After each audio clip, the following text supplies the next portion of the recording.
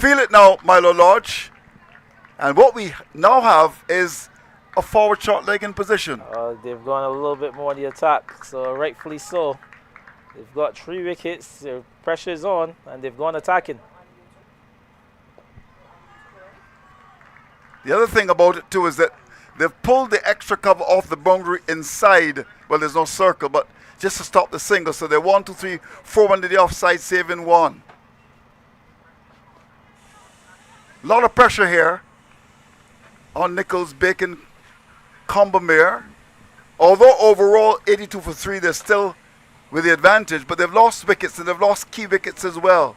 They've lost the glue in Fort and their top batsman in Jahidi Hines.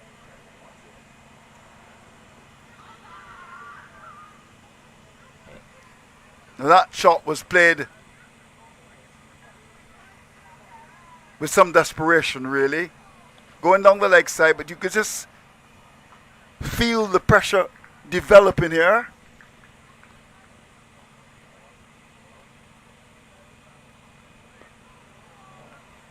And Sargent's controlled his lot, but that was thrown up, inviting the drive. The end of a fine over. An over in which he was able to reap success.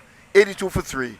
82 for 3. They're really fighting back, as we said, Andrew. They're still trailed by some 15 runs. But the Lodge School, they're showing a lot of more aggression here, as you saw him brought in the short leg. And Sargent, like you said, his accuracy this morning has been on point. He's been very accurate. He's given it a bit more air than we saw yesterday afternoon, and he's picking up the wickets.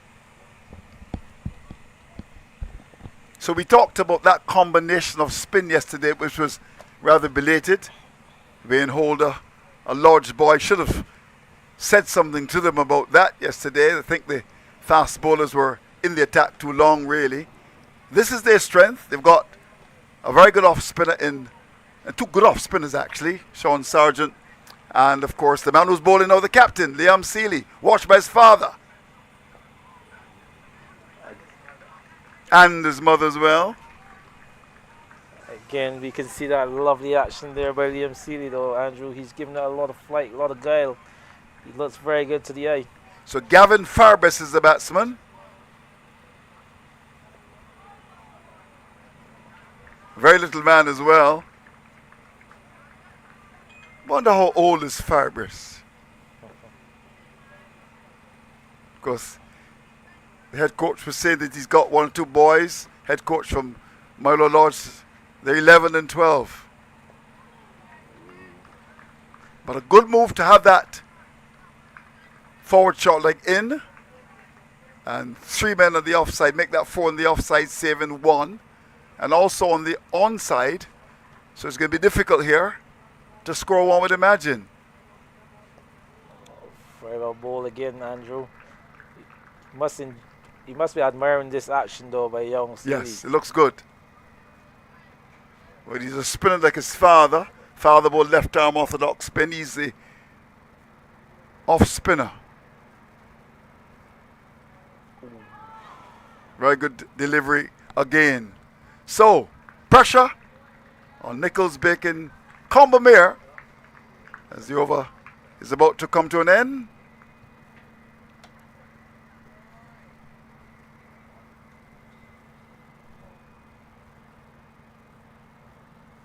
Oh, yes. So, another good over from the captain. A maiden is 82 for 3. Yes, totally defended there by young Farbus. He's showing that he's happy to come onto that front foot and just deny anything bowled by Seeley. But Seeley continues to give it ear. Farbus is equal to the task in defense. So a good contest between those two.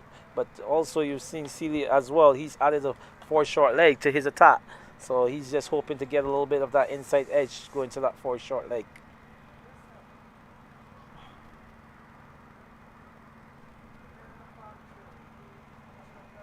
So Sargent to continue. Bowled into Stevenson Jack.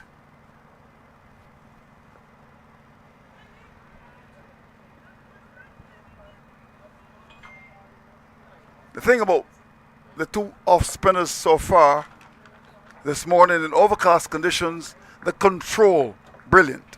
Apart from a a long hop that was bowled by Seeley. They've been spot on. Yeah, they've been very good, Andrew. Again, like you said, just that one bad delivery. But outside of that, everything has been pretty much asking the batsman to play.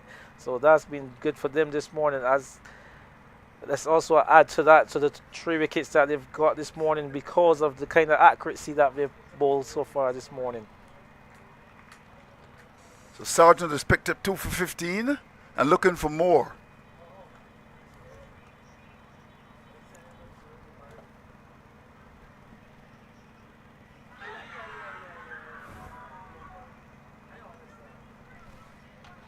Might have been sliding down the leg side.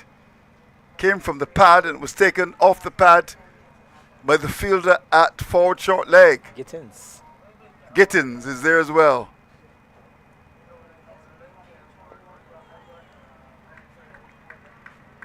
Now that's the quicker one.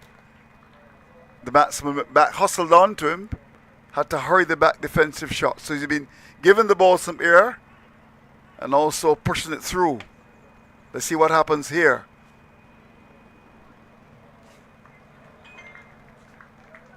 It's really good to see the kind of control from these young men.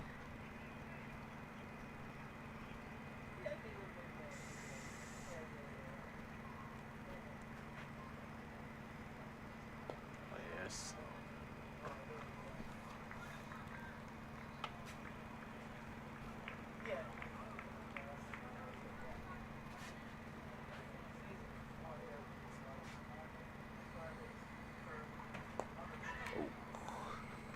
That was aerial. There was a shot to catch it, but dropping just in front of the bowler and going down towards the mid-off area. Another maiden. Things continue to be tight. 82-43. Yep.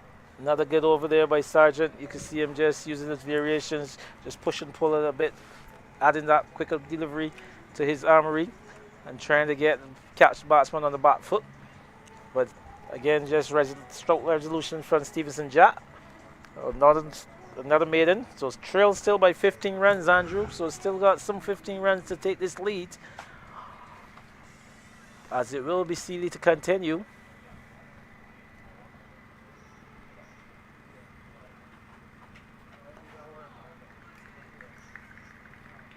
It'd be worth it, I'm sure, that Wayne Holt, who's on his phone, maybe talking to the coach. If I were captain of Milo Lodge, I'd stick a silly point in. Would you do that as well? Of course I would. Silly point in there. A dog is making his way onto the field as well. Where's the cameraman? Can you pick that dog up? The game hasn't gone to the dogs, I can assure you. Here we go. He's a brown dog as well. Where's he going? I think he was about to bring a message. I think he's about to bring a message. Yes, he was coming onto the field and he went off. He's back on the field now. And he's gone to the hot pot to get a bath, one would imagine. Hope he can swim, as all dogs should be able to.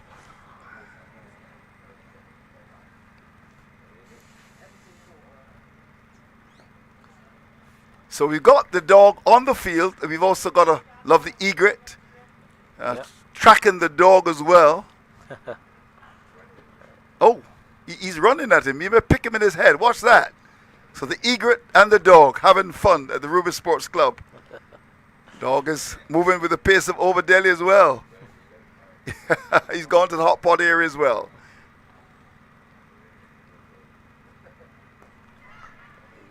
Oh, that's a jerky shot there in the air, given lots of air on that off stump. And poked away down to cover. So Milo Lodge have come back quite nicely, trying to defend a small score here.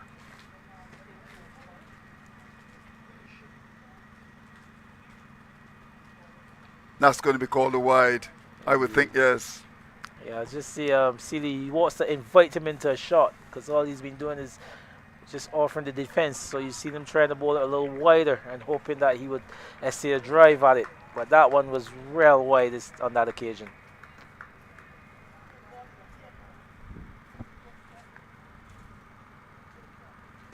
Yeah, that's what you want there. Feel it just in front of the bat on the offside, that silly point.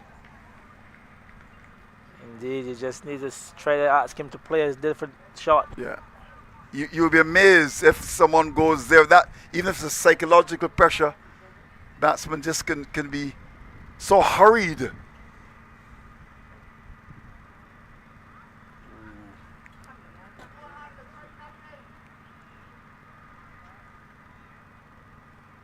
So bye is signalled by the umpire, and they can hear his father, Anderson Seeley. Linden Yard this morning.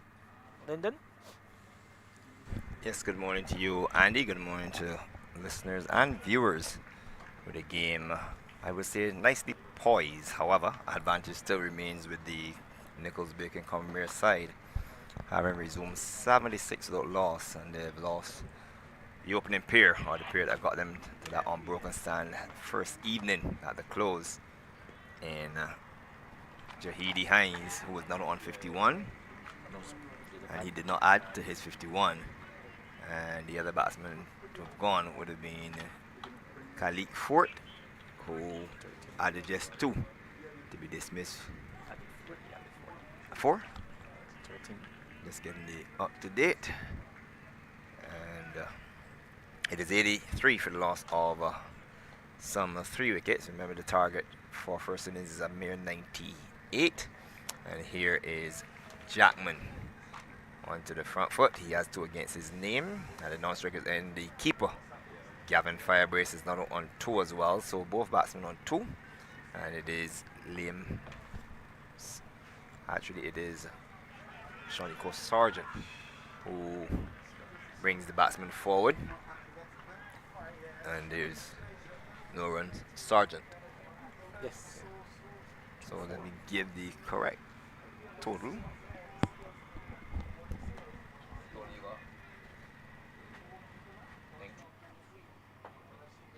$89 for 3. Let's make the adjustment. And you can avoid reading the caption down below. We have to update it. 89 for 3.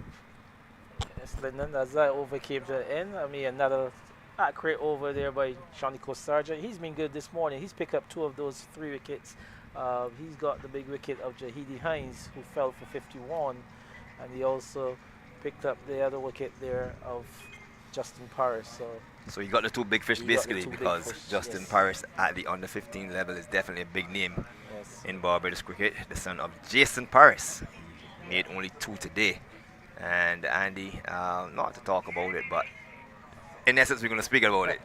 The inability for an overnight batsman not to carry on at the start of a new day. And here we have a simple situation where Hines was not on 51 overnight, and Fort was not also on. They merely added today overnight. Perfect cricketing conditions. Mind you, Sweet Bottom in St. George is flooded out. I can tell you that, having just left a funeral of a former trainer who lost his life at the Pebbles Beach. And so Sweet Bottom in St. George is completely flooded out. And it's good cricketing conditions here next to the beach itself on the mighty Grynner Highway. They'll be outsailing the off stump, allowed to go by to Keeper Mason. And it remains 89 for some 3 wickets. Momentarily I'm going to be joined by a product, future product. This is the stroke down the offside. There is no run. 89 for 3.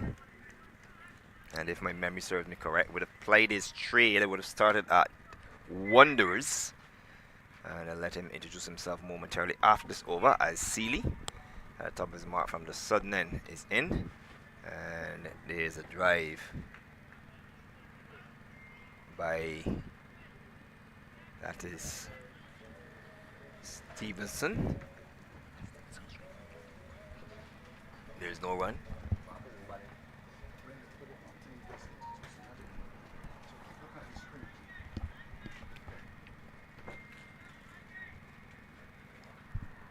So captain. So markers at the non-strikers end. Just going to ascertain the correct information for you. Fairbrace is the one on strike.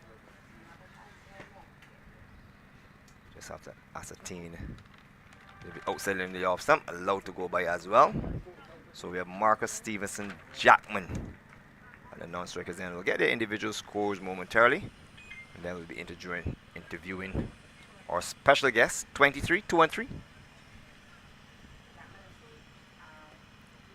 Jackman on 2, and Fairbury is just prodding forward. He's on 3. That's the end of over number 6, number 39, and the score is 89 for loss of 1. So 89 for loss of 3, sorry, and that is Nichols, Bacon, Combermere looking to get to 90. The Lord side fighting back as their mantra goes at St. John, and it gives me good time to introduce or see what I'll be getting into before I actually moved over, which was pretty good as well. So that's basically how it came about. Okay, you aren't missing any cricket. 90 for the loss of 3. I'm running the interview here with Nico Reifer. How valuable, how much different was the culture going to England, playing in England? And so what happened was, in my last year of school, I actually got injured quite early in the season. So the season normally starts about April and goes till September in England. So I got injured about chance for a catch. The fielder at mid-on goes back and made a meal of it. Really should have been taken. He didn't try to turn and run with the ball. He just pedaled back, keeping his eyes on it. He's wanting to pedal back, but I'm sure Nico, you would want to encourage the youngster. If the ball is that high, you can literally turn to a side and run to the ball, run rather than pedaling back and having to then turn suddenly to look over your shoulder. Yeah, so I actually did a lot of work with Chris Jordan on fielding and stuff because he's one of the best in the world, and he was saying like when the ball is like that, it's actually quicker just to shuffle sideways instead of actually running back, or to actually taking the time to turn around and run back. It's actually quicker to actually run sideways. And so how was that experience working alongside Jordan? First of all, knowing that he's older, being around certain people like Kirk Edwards, actually, he's really big on his nutrition and stuff. So he always, anytime I come home and he's around me and stuff, and I see what he's eating, he's telling me the reasons and this and that, I try to take a note out of his book. So, and then as I get older, I try to watch a few more videos on how to take care of your body and stuff. Recently, I actually started doing a lot of yoga because Chris Jordan actually got me onto it. Because as you can see, he's well into his 30s and still doing well in his prime. So, he's got to be doing something right. So I just try to take care of myself and learn as much as I can outside, on and off the field. So my next question to you, now that you're back home, what is next for Nico in terms of, are you here for a prolonged period of time where you can probably get in the game or two for Wanderers, or are you going to be heading back in a short period of time? They're in Barbados for just under 10 days. Okay. So I either leave Monday or Tuesday, I'm not sure as yet. And then I go back to England for a week or so, and then I'll be off to New Zealand to play some club cricket over there. But what I was trying to do, because of the Super 50 competition that's coming up in Barbados, not in Barbados, in the region, sorry, I was actually trying to make myself available to see if I could actually play some games for either the combined schools or the West Indies Academy and see how that goes. Because at the end of the day, I'm not contracted anymore. So recently I've done Australia. I've been to Australia 3 times. How was that experience before we get back to New Zealand? Yeah, it was a very good experience because I remember my first year is you and yourself again in another part of the country. So you're basically traveling the world as a lone ranger. Basically. But fortunately for me, the first time I went, I actually had a couple other Surrey players with me. The first time, because that was the very first time I signed. And then like within a couple of weeks, I was off to Australia. So having them with me to tell me, you actually got to gym this amount of times a week, run this amount of times a week, come running or train, or, you know, just look after yourself, because people would think that if you go to Australia for 6 months just to play cricket on a Saturday, it's more of a holiday. But what they don't see is that during the week you got to be putting in the grind, or else when you come onto back. the back foot, and he's bowled. So there goes Daniel Hood onto the back foot and beaten by Liam Seeley, who picks up a crucial 5th wicket for Milo Lodge, who are crawling themselves back into this game. I was looking into it, definitely, but obviously it would be a lot easier nowadays because you could do online courses or whatever, so I could literally be coming to doing university here in Barbados from the sea in New Zealand if I wanted to, really. But it's just a matter of actually deciding on which course I want to do and when is appropriate, because there's no actual rush. But at the meantime now, I've been doing some coaching courses. So I've done my level 2 coaching course actually before the season started this year. So I'm looking forward to getting my level 3 and just keep climbing the ranks and having that as a background. Let's say if cricket doesn't really work out as a player, you got to have a backup, as my mum would say. And your coaching course with the ECB? Yeah, ECB coaching course, yeah, level 2. Wonderful. So visions of maybe going into coaching, which is kind of a way to give back. As here is the batsman stretching forward. This is Butcher Lewis, who's yet to score. Fairbrace has 4 against his name. It's 95 for 5. Nichols, Baker, and Combermere seeking another 3 runs for first innings lead. They should get that. Here's Nico Sargent with 2 for 19. Steams in a delivery which is on the line of the centre stump and casually played by Butcher with number 21 in his bat. Back up the track, there's no run, so forward short leg, silly mid off, slipped in position. Short fine leg, backward point. I'll actually make that a cover point as Sargent from the northern end is in and across the stump. This one is played to the offside, picked up by, that looks to be forward at silly mid off, having scored 41 in the first innings. Long on and mid on in position, deepish mid wicket, and they be tossed up and played with soft hands back up the track. And umpire Ernley Fields gives the young man his hat to signals the end of over number 46, and it is 95. Practice with them, like, it was just all about cricket. But as I got older, I realized the professional game does take a lot out of you, that you got to commit a lot of time to cricket, and it can be draining at times, especially during, because cricket is such a long sport, it lasts the whole day, so you could be at cricket. So let's say we'd be out, turn up to cricket on a Surrey game like at about 9 o'clock. I would be leaving the ground till about 7 o'clock, getting home 7:30, and then I have to do it all again tomorrow. So it was really challenging, so I had to find ways of switching off. So one of the few ways I do switch off is, let's say I would try to stay away from as much cricket media or cricket related stuff for as long as I can. And sometimes I would, obviously being in England and how the times are right now, I would probably hop on my PlayStation and hop on, play some games with my friends and stuff, or just have a talk and just talk about stuff outside of cricket, and that really helps me to switch off and relax a bit, because as I said, cricket is really such a long and mentally draining sport, so that I would do that and then come back the next day hopefully refreshed and ready to play cricket again, instead of having more cricket. Young Jacob Bethel just made his debut for England in the T20s against Australia, of course Barbadian by birth. I'm sure that would have had some impact on you in terms of him being able, and there's a 6th wicket as there is a Firebrace, there is this is Butcher Lewis caught at forward short leg, easy catch, short delivery, and just turned it into the forward short leg hand, and it's now 95 for the loss of 6. Catch taken by Toppin. So trouble in the camp of the Nichols, Bacon, Combermere. You know, 95 for the loss of 6, having just lost young Lewis, caught by Toppin at forward short leg off the bowling of Sargent, and he departed without scoring. 95 for 6.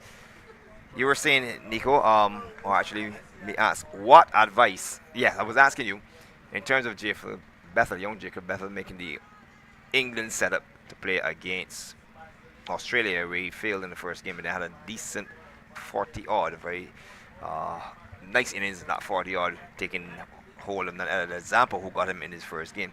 How did it make you feel to know that a young Barbadian is again making his English debut, following the footsteps of a Jordan, of the recent vintage of Chris Jordan and Joe Archer? And I think Jacob is just a tad under your age group, basically. Yeah, I remember playing cricket with Jacob at Wanderers, actually.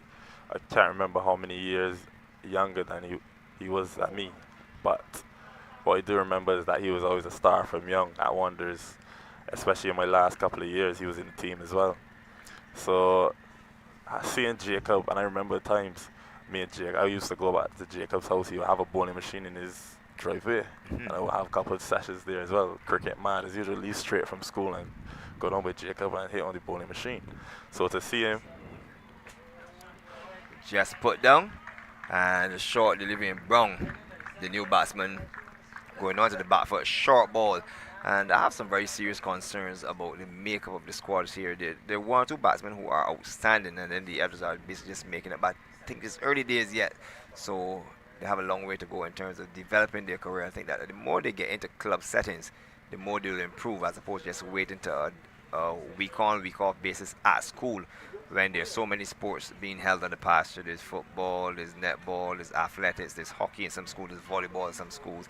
And I think when you're competing for space, it can be fairly stretched. And I think that's one way that the youngsters can develop their abilities. Here's the division is driven into the offside. The return comes in, and run number 96 is achieved, and Brown opens his account. So Brown is on 1, and it's 96 for the loss of 6. Needed 97 or 98. So 96 for 6. Needed 97 or 98. Needed 97. So I'll pause and try to get Combermere this 1 run to take the lead.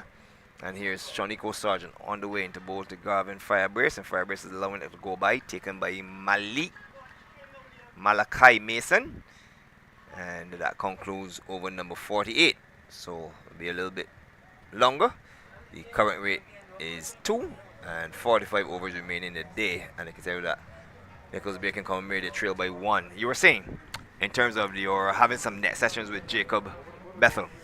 Yeah, when I was younger. And then he actually went to England when I was still on my scholarship over there. So it was kind of exciting to see another Barbadian trying to do the same thing. And then he's obviously gone on and done well at Warwickshire for a couple of years. He was playing there when he was actually quite young. Then he had a breakout. I would say not really a breakout season, but he's done very well this season in the English season. And he's been awarded with the England call-up, which is again very motivating to see that another Barbadian could come through and do it as well. So it makes me feel it's like, why can't I? I'm going to give you the pertinent question: England or the West Indies? This is the question I get asked the most, actually. Yeah, I was just building you up to it. I didn't want to come crashing down, so I just build you up, build your confidence up, and that's a pertinent question now.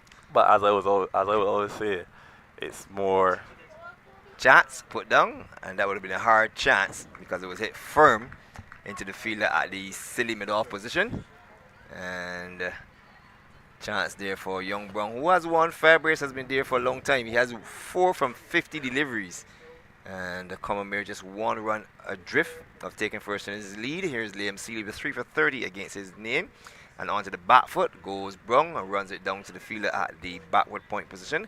Can't score, so slipping position, forward short leg, backward point, cover mid-off, mid-on, wideish mid-wicket, and the fielder at square leg as Seeley from the southern end goes past umpire Sargent, and this delivery is played into the leg side on the bounce to the fielder at mid-wicket, and there is no run. It remains 96 for 6, so Combermere just 1 run shy of taking first innings point, but it's been a wonderful fight back by Lodge, and that has always been their team, fighting back. Nichols, Milo Lodge, that's their sponsors, and of course Nichols Bakery sponsoring the Combermere School here. For so long. So once you figure out what makes you feel comfortable and makes you good mentally, like if you like going for walks on a morning to get you up, or you like having for breakfast, or if you more like to have a lane in the morning and get it late, you kind of get into a routine like that, and then you could kind of mold yourself. You want to give your parents' names, or you just want to categorize it on the parents? I'll just say appearance. Just say appearance. Here is Sargent, 96 for 7. Onto the back foot goes Firebrace. He's been there for quite some time, and he stabs it to the fielder at the silly mid-off position. Can't score. It remains 96 for 7. Brown, the last batsman to have gone, and Nico Reifer is in. It did be tossed up. There's a drive off the open face of the bat, squares into the offside for run number 97. So the scores are level, and it means that first innings is very much on offer now. 97 for 7. having started this 76 without loss. The new batsman in is Hartley, with Firebrace now moving up to 5. And he's been there for quite some time. It's been more a matter of survival. He's faced some 58 deliveries. And Hartley to face his first delivery. Nico Sargent, 18.2 overs, and he's picked up 3 for 21. The umpires just made a switch of cloth to make sure that the ball is kept dry. With the rules of cricket changing by the day. Once upon a time, he was allowed to put some sweat on the ball. You're not allowed to do that anymore. Here is Sargent. Moves in to bowl to Hartley, the new batsman, and Hartley is stretching forward. The left-hander plays it into the onside. There's no run. This is Akeem Hartley. And the last batsman to go would have been Deshaun Brown, who was caught at cover. The left-handed Hartley. There's a third man in position now. Slip third man, silly mid-off, forward short leg. There go down. As here is Sargent into bowl to Hartley. They be tossed up. Also in the awesome, taken by Malachi Mason. As young Nico Reifer exits and Andy Payne will come back in. I'm so sure that Andrew Mason will come a call him momentarily as well. And here is Sargent in flat, and a delivery that forces young Hartley, Akeem Hartley, onto the back foot. There's no run. Andy Payne will come back, and what a situation for you to come back in 97 for 7. Do you think Combermere will get first in his points? Well, the scores are level. I think might disadvantage the large boys here right now, Linden, is that they're getting a little drizzle on the outfield, especially for the spinners. So the ball's getting a little wet, so they might lose a little bit. But yes, I think everything's in place for Combermere to get first in his lead. And how well has Lodge done to come right back in the game from a position of 76 without loss to restrict the opponents to 97 for 7, and Jahidi Hines returned with a brilliant 51 yesterday, where the young Khalid Fort not out with him. They put on 76 for the opening partnership, but then they didn't add a lot today. And from a position of 76 without loss, they're now 99 for 7. As this is stroked up to the fielder at cover, and it remains 99 for 7. No ball called by the umpire, but most importantly is that Nichols, Bacon, Combermere have one hand on the cup, even if it's just a couple fingers in that hand. It might be fingers. 99 for 7. So 100 comes up with the no ball, 100 for 7 in over number 53, 52.3. As Seeley tosses the ball and it gets out of his grip. Goes back to the top of his mark, few steps backward, and he moves in. Goes past umpire Sargent to bowl to Firebrace and gets it to be tossed up. And Firebrace is driving outside the off stump, doesn't make contact. Not taken by keeper Malachi Mason, who's standing very, very tall, so he's up very early and unable to get back down. Getting down should not be a problem for the young man. And stands with his hands on his knees. The bowler halfway through his run up, and he goes down now. And this delivery is cut and a miss outside the off stump. That one zipping through.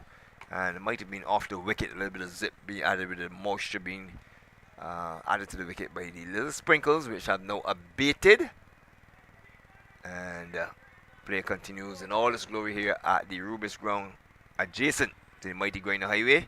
Seeley with 4 for 31 under his belt. It did be tossed up, and Firebrace beautifully left. Courtney Walt style, just throwing the left pad across and bringing it back right over in a C. And that is the conclusion of over number 53. So my stint is done and dusted. 100 for 3. Nichols, Bacon, Combermere with Firebrace not on 5. Hartley is not on not. Liam Seeley has picked up 4 for 31. 100 for 7 or 53 overs. Thanks, Amelia Quaid. The next voice you'll be hearing after Andy Payne is Andrew Mason.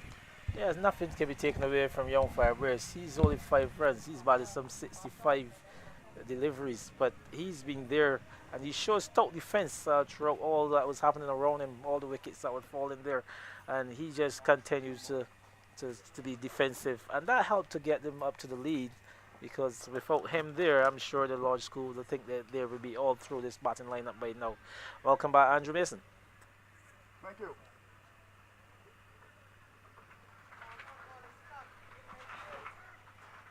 So the value of Firebrace, some 65 balls, has stayed around for a long time.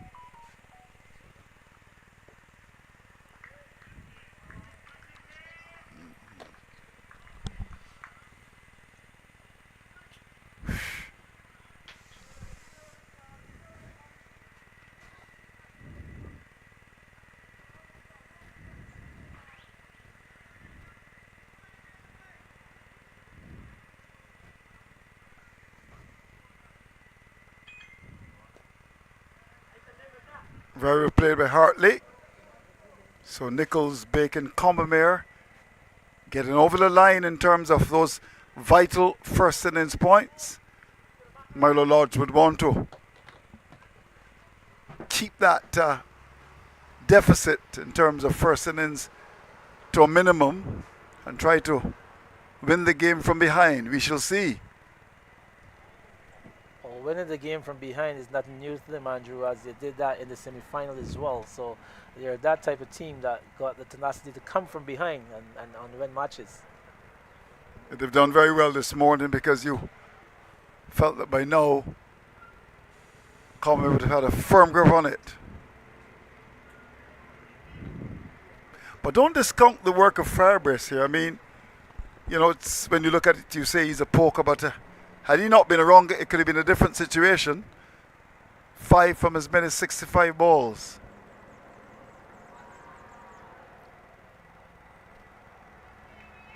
So a tight over from Sargent. It's 100 for 7.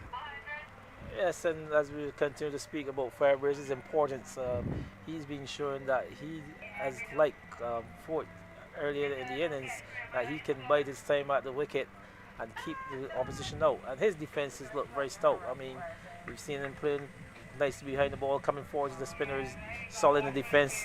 So he's been a thorn in their side, pretty much to speak. But Seeley and Sargent, these two, they've got 7 wickets combined between them. And how good have they been this morning? Very good indeed. Good control from the 2 off spinners.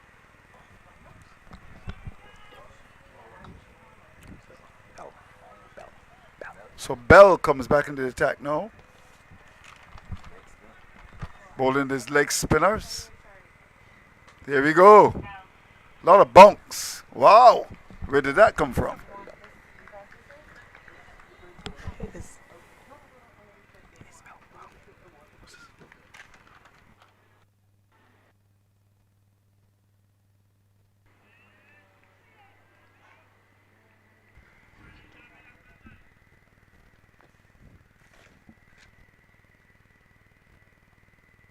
So, Jaden Bell.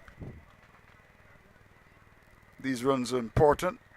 If Nichols, Bacon, Combermere can eke out a lead of 20, they may just appear to be small, but it could be so significant in a low-scoring encounter.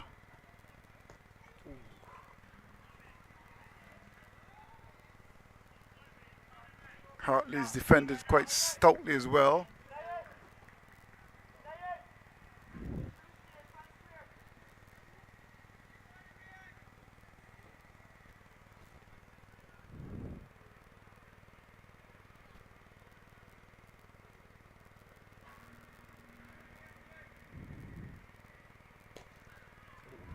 Lucky to get away with that. Hit on the full. That could have easily gone through the wicket, but wasn't able to put it away. That's the thing about the leg spin. He'll give you some bad balls. That turned a long way and bounced. Yeah, he's prepared to give it a lot of air, Andrew. He's very slow. So I think he wants... Does he remind you of anyone when you played for the Maple side? Anyone that was that slow? Well, yes, we had a player there, played to the intermediate for us, a guy by the name of Curtis Small. Oh. Curtis Small would have tossed it up a lot in the nets like that. Slow leg spinner as well. So You know Curtis Small, Andrew? Yeah, I do. So the over comes in at 101 for 70. One that I remember very well would be, interesting enough, his name is Charles Griffith, who would have played for Banks. Don't know if you would have seen him, but he's been very resolute. Yeah, he's been there. His defense is very solid, Andrew. Or Peter Lashley, who would have represented Spartan and the West Indies. And Combermere. And Combermere as well. Yeah, you're right. In terms of a batsman in your time playing for Maple, anyone that would have been dour? Anyone you can think of? Yeah, just thinking here off the top. I've played with some very aggressive players. Yeah, we know that. I was playing against with Ricky Jilts, on Ricky Punk, we called him. Yeah, Ricky Punk. What's become of him? Okay. Yeah, but he was the one who, I can tell you, he would have been that type of a door player. I remember him. He would just keep it. you know. With an interesting nickname as well. Punk, yes. Punk. Yeah, very solid. Yeah, Punk, he's now deceased, but let me tell you, he was one who would keep the opposition up for a long time. So the over comes to an end, 102 for 7. Yeah, good comeback over there by Barrow, first one after the changing of the spinners. But good move to probably burn him. It just probably needs to get a bit straighter. But again, the Firebirds, that man, his defense, he's been solid, and he's not looking to give it away at all. Not at all, not at all. And sometimes you need those type of players in your side. You would leave your rice and peas, raki and saltfish and liver and banana, or flying fish and cocoa to watch, but they're very effective. And I think his knock must not be undervalued here. He's really stayed around. Remember, wickets fell pretty quickly at the start, including G.D. Hines, and he's still there. That's important. It's very important indeed. I'm sure he's asking the coach over there, just asking him to just stay there much longer. Because any run now for the lead, Andrew, lead by 5. And the umpire says no. And the umpire says no.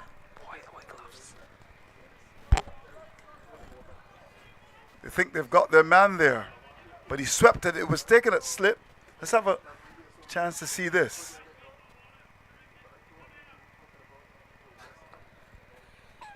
No, the only thing that, based on that, from what I've seen, that would have come off there would be, I think, the glove. I'll have a chance maybe if we can slow it down and see that as well. But the umpire sergeant said no.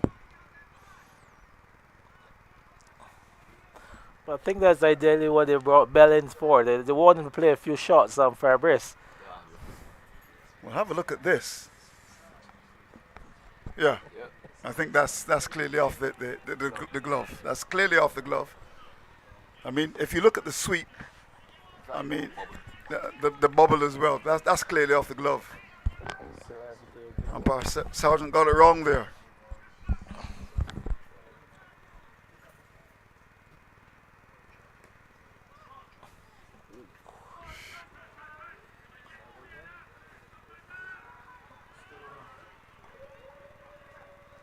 I think that would be a chance, Andrew. Yeah, well, didn't make much of an effort to try to catch it. But that's the thing.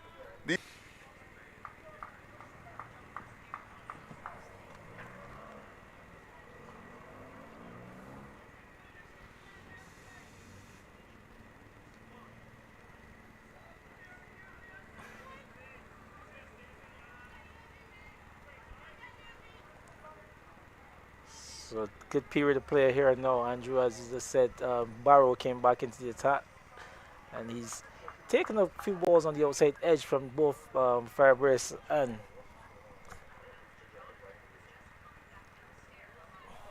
everything off. Shadow.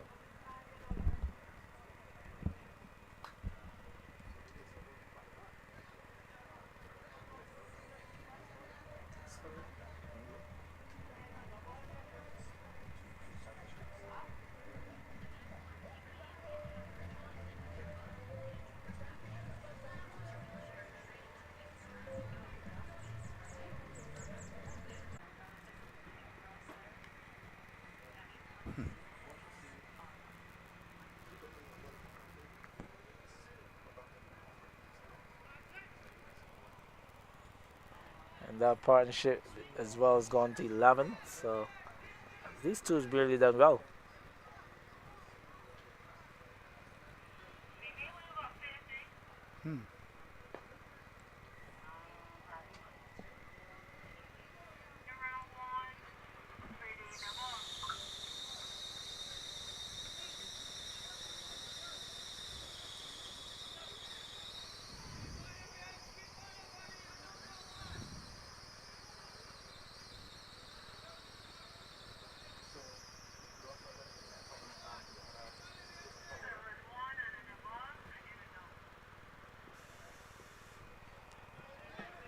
A lot of bounce there by the leg spinner. Yes, he's Gotten a lot of bounce, as you said. He's given the ball a lot of air. Very, very slow through the air. Yeah.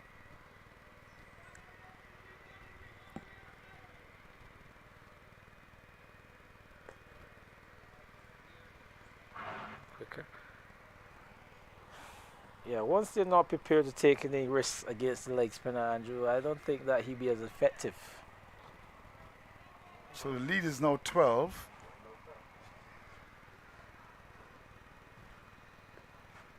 Yeah, that was one that he could have waited a day and a half. He went back, it is creased and displayed it into the onside. So, 109 for 7 with Nichols, Bick and Combermere starting today at 76 without loss. Time for drinks.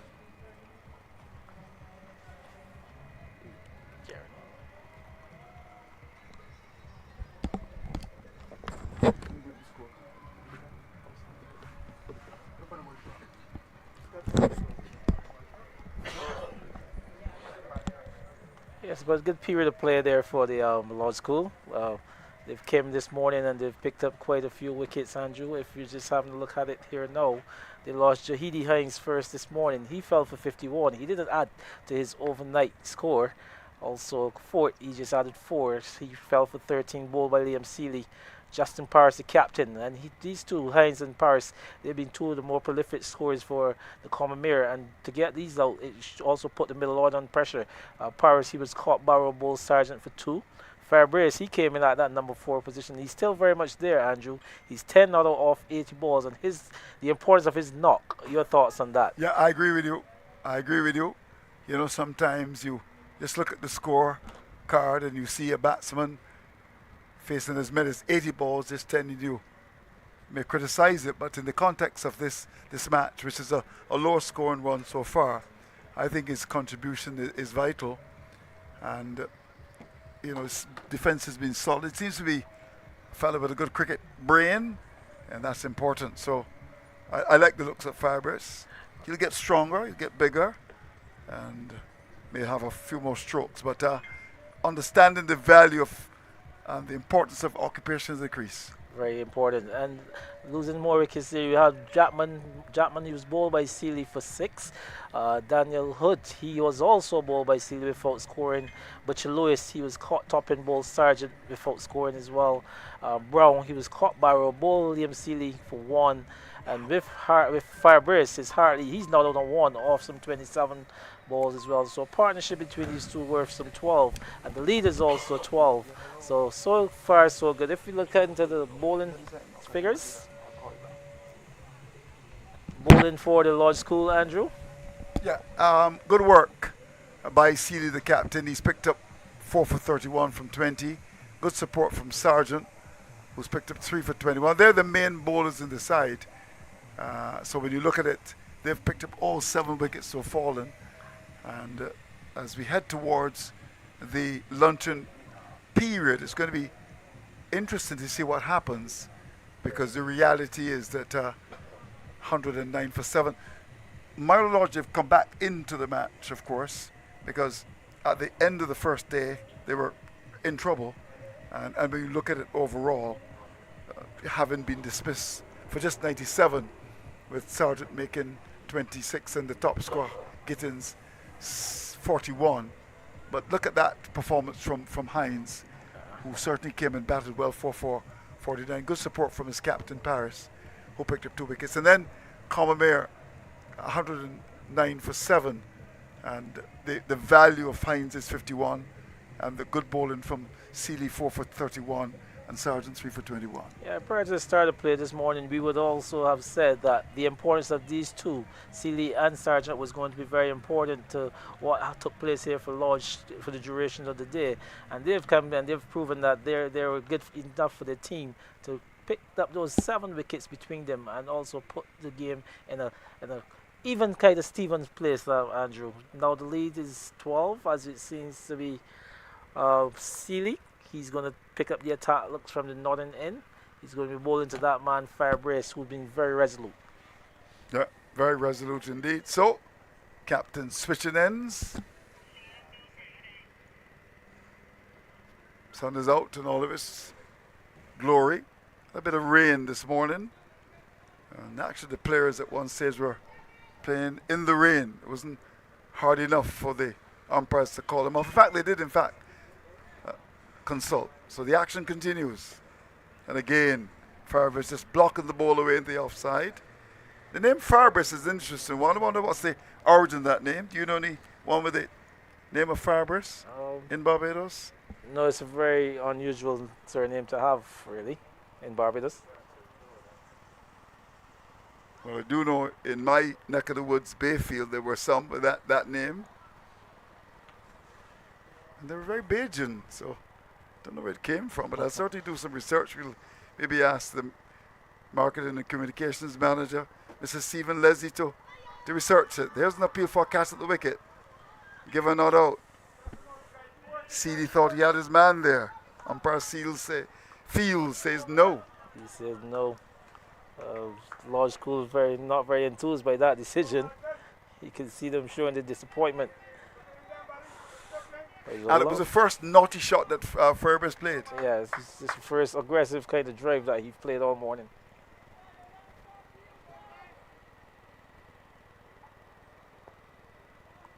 But he's so solid in the defence, and I'm sure he's working the theory that a bad ball will eventually come along that can just nudge it in the offside or the onside and pick up a single, as he's done. Yep. But the importance of spending time in the middle.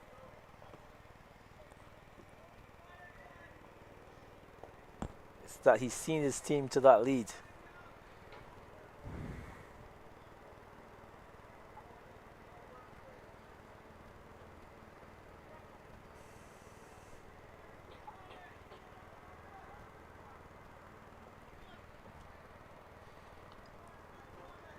So the over comes to an end, 109 for 7.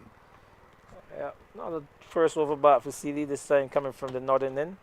It's just being a maiden over, but you can see again Firebrace just keeping them out, just not doing anything rash, not doing anything out of the ordinary, just asking Seeley to come get my wicket. I'm not going to give it to you. So good little battle between these two. Firebrace, he's now batted some 86 deliveries. He's still on 10, but 10 valuable runs in the content of this game.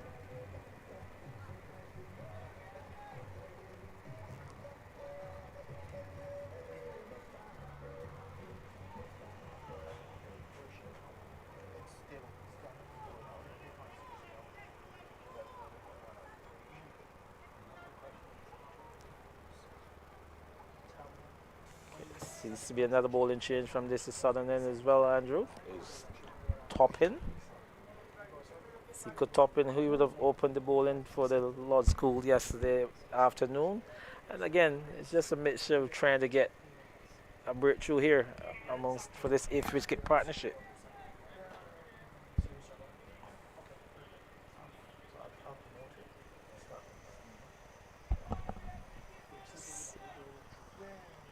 Toppin. Started with one just wide of the off stump. Left alone by Hartley. Hartley's been good as well.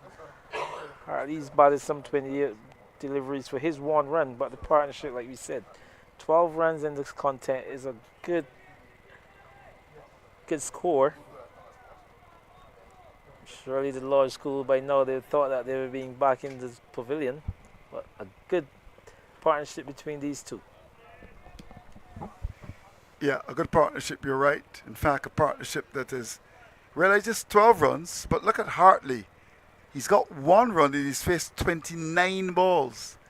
That's the kind of batting you get from a David Grynner or a Stephen Leslie. He was a big poker, for Spartan. You remember that? Stephen Leslie poking? He's played a few teams, Andrew. Yeah, yes. He's played at Wanderers. Nomadic, He was he a went to Wanderers. He played for Empire, didn't he? Spartan, UWI, and they didn't quite play for them. He was too old by then. A lot of school. But he was a big poker, big poker indeed.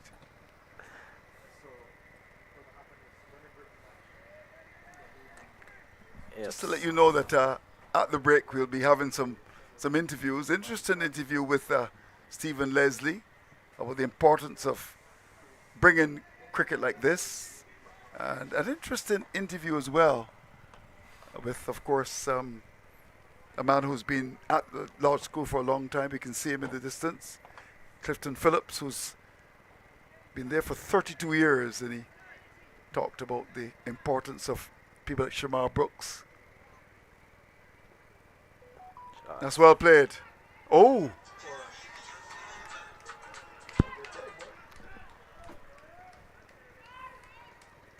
Back for the second. He was offline there. Top in. Played down to backward square for 2. These are important runs here. Don't mind that too much, really. It's a matter of just trying to get as many runs as possible. Gone past the keeper. These are important runs here. A bye. Signal by umpire Sargent, who's a veteran. He's been umpiring for quite a long time.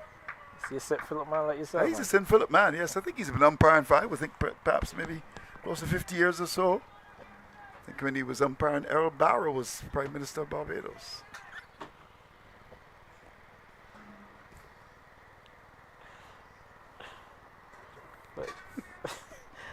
Another good delivery there by Nico Sargent, just getting a bit of turn. You can see him spinning that one past the outside edge of the left-handed batter in Hartley. Yes, Samuel Sargent is his name. He loves this game.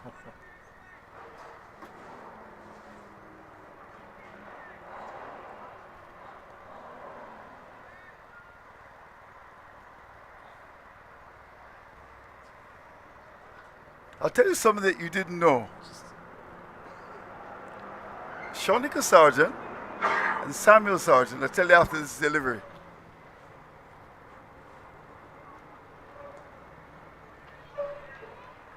Now, Samuel's father is Henderson Sargent, who's Nico's grandfather. Grandfather, oh, yeah. Yep.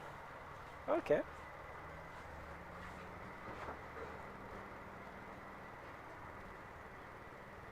Oh, ball.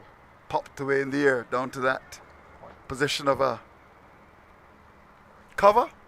So the over comes to an end, 113 for 8. Yes. Yep, so they just need to stay patient. Don't let the runs get too far ahead of them here, the Milo Lodge team. You know, Hartley, he's been there for some 37 deliveries. He's only on our fields. So this has been tremendous work by the young man. Came into the attack a little bit late yesterday. This is the captain leading by example here.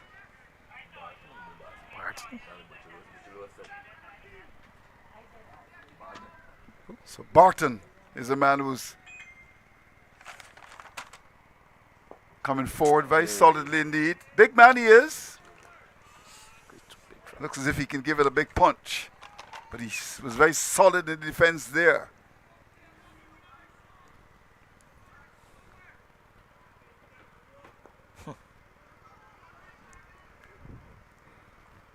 So another successful over for Seeley, who's been really very good with his off spin, 113 for 9. Yes, good bowling again by Seeley. Like we said, ball here today, and he's shown everyone here today his ability. He's continued to bowl good lengths there, and through that last wicket, it was a length that really undone the player there. But good bowling by Seeley, and again, it's good support as well by Nico Sargent, who's keeping it tight. Keeping it a bit tight, yes. Mm-hmm. He's also got wickets as well. He's got 3. So the combination of spin for Milo Lodge being effective, we had 8 overs of medium pace yesterday.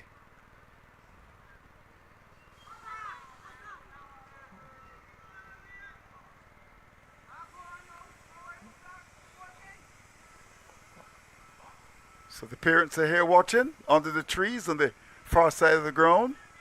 You can also see Nico's father, Sean Sargent, putting some gas or some water in the car. And he's at Rubis. Again, Andrew, like you always ask for that attacking fielder close to the bat.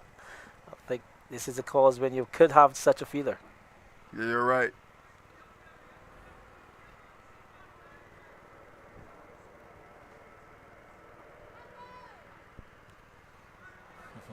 Coming off the big toe, but they've just got some bat into that as well. I think it had a bit of bat. Yeah, the parents are here watching. Of course, it's so vital, that partnership.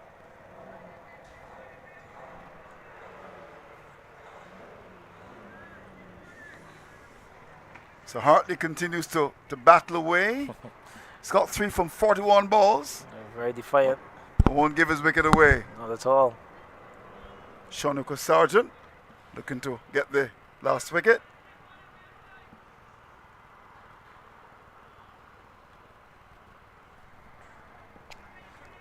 A little bit of turn away from the left-hander.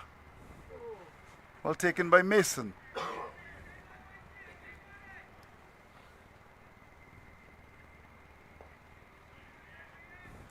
So he continues to be tight. Another maiden over sent down by Sargent. It's 113 for 9. Yeah, Sargent continues to be tight, not giving anything away. You've bowled a few off spirits there that just spun across the left-handed Hartley, but Hartley's not trying anything at all. I think we just asked for that kind of attacking feel for someone like that, and surely that the captain in Liam Seeley, he'd be looking to attack Barton. So Lunch on the second day of the on the 15 finals contested at the Rubis Sports Club, adjacent to the mighty Grynner Highway. It's 113 for 9. very another good over there by Seeley, but Barton not trying anything at all. Just stoutly defending everything that Seeley would have bowled at him in that over. But the lead remains on 16. That's all that matters here.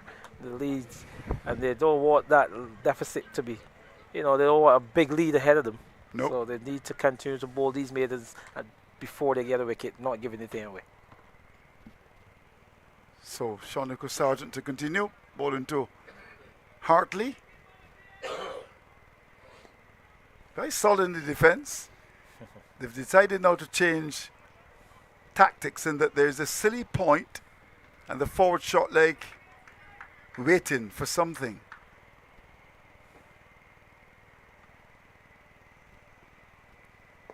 Oh, well played. He's been very solid, Hartley. We've seen two players with a broad bat, Firebreast and now Hartley.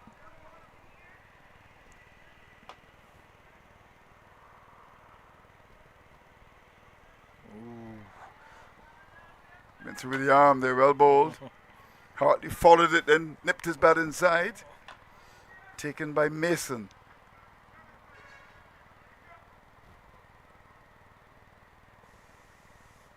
In the air. Chance for a catch. Is the catch taken?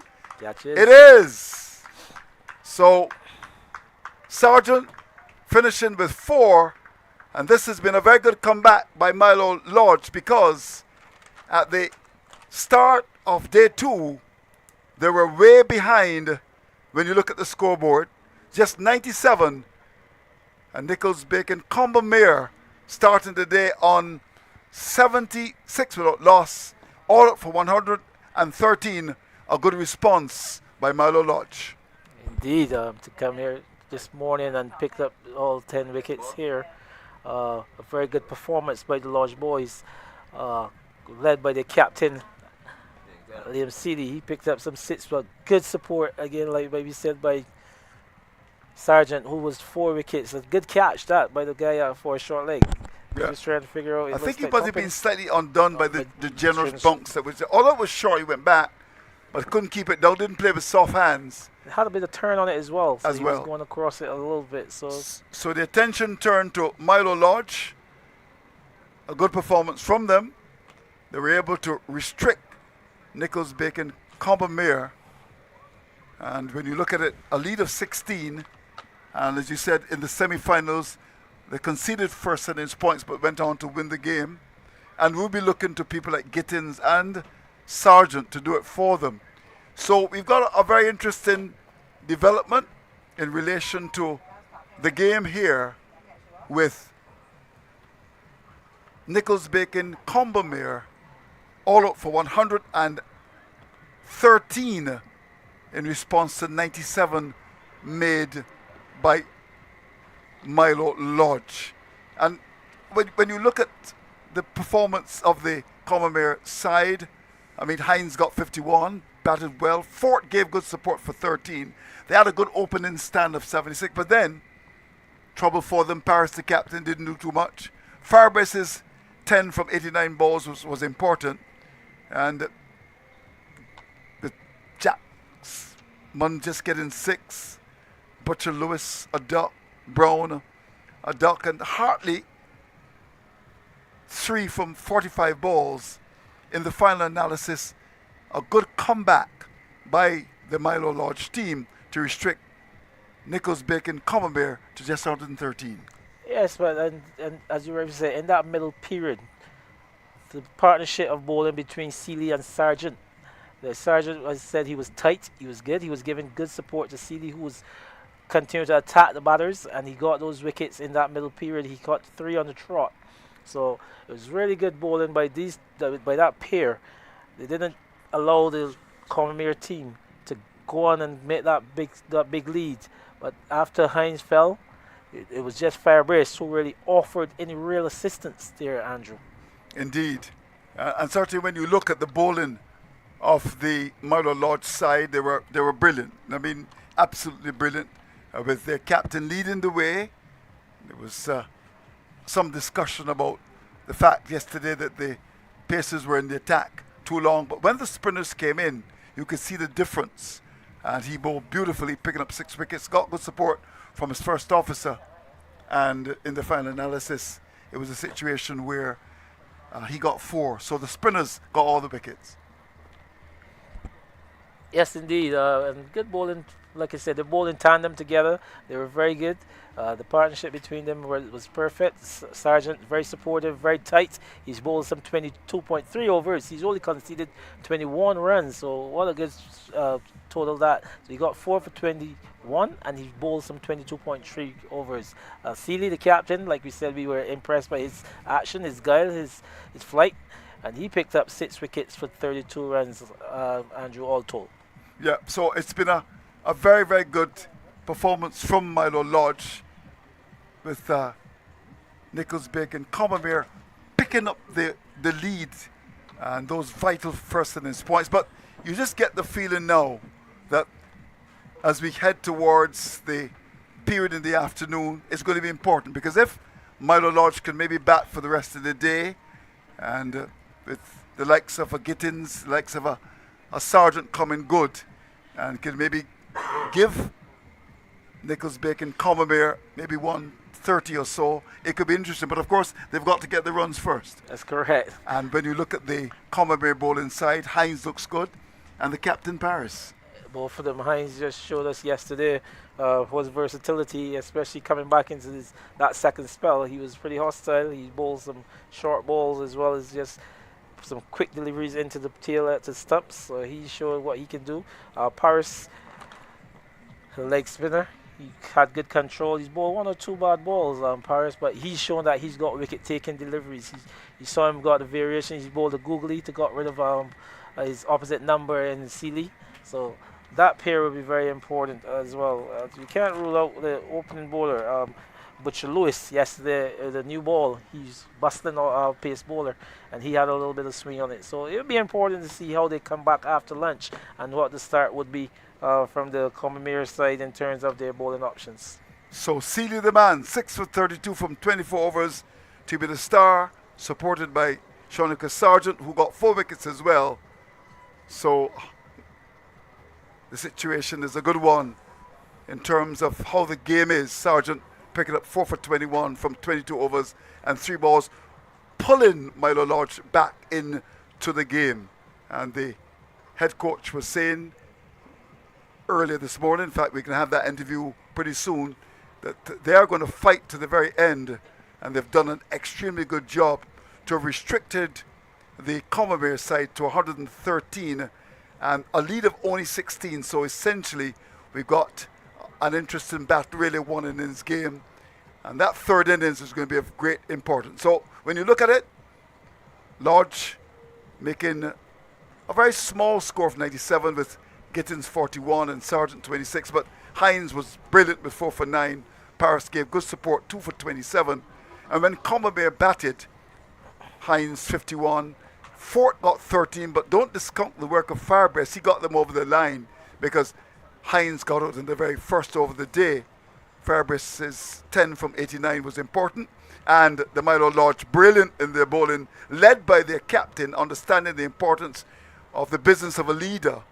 And he was able to pick up 6 for 32 from his 24 overs. His first officer, Shaunika Sargent, picking up 4 for 21 from 22 overs and 3 balls. So, 97 to the Milo Lodge team. In response, Combermere 113, a lead of only 16. The action will resume in about coming up on Sunday. You'll also Kensington. Yes, Andrew, you really understand the significance of radio. You're someone who's always preached the importance of radio. So we have on a weekly basis, yes, on the weekends, VOB 92.9 FM from 1:30 in the afternoon. We carry coverage of our local cricket. And this Sunday is the big rescheduled final for the ESAF Pickwick versus Wildy clubs. This is the BCA Super Cup final. It's at the Mecca, Kensington Oval. Starts at 9:45, and we're going to be doing a combination of things. We're going to be doing the live streaming that we have here, which can be seen on the www.barbadoscricket.org website. We're also going to be doing live CBC TV coverage. And then, Andrew, at 1:30, we'll be joining our colleagues at the VOB 92.9 for that live coverage. And there might be a surprise in store, some negotiations to see if we can really bring that cricket from the beginning, if possible, on radio, but that's something that we'll finalize over the next 2 days or so. Now, let's look at sponsorship. That's vitally important. Of course, at the under-19 level, you got sponsorship, but the Student Revolving Loan Fund coming on board in terms of the under-15 competition, in my view, that's massive. Yes, it's huge investment.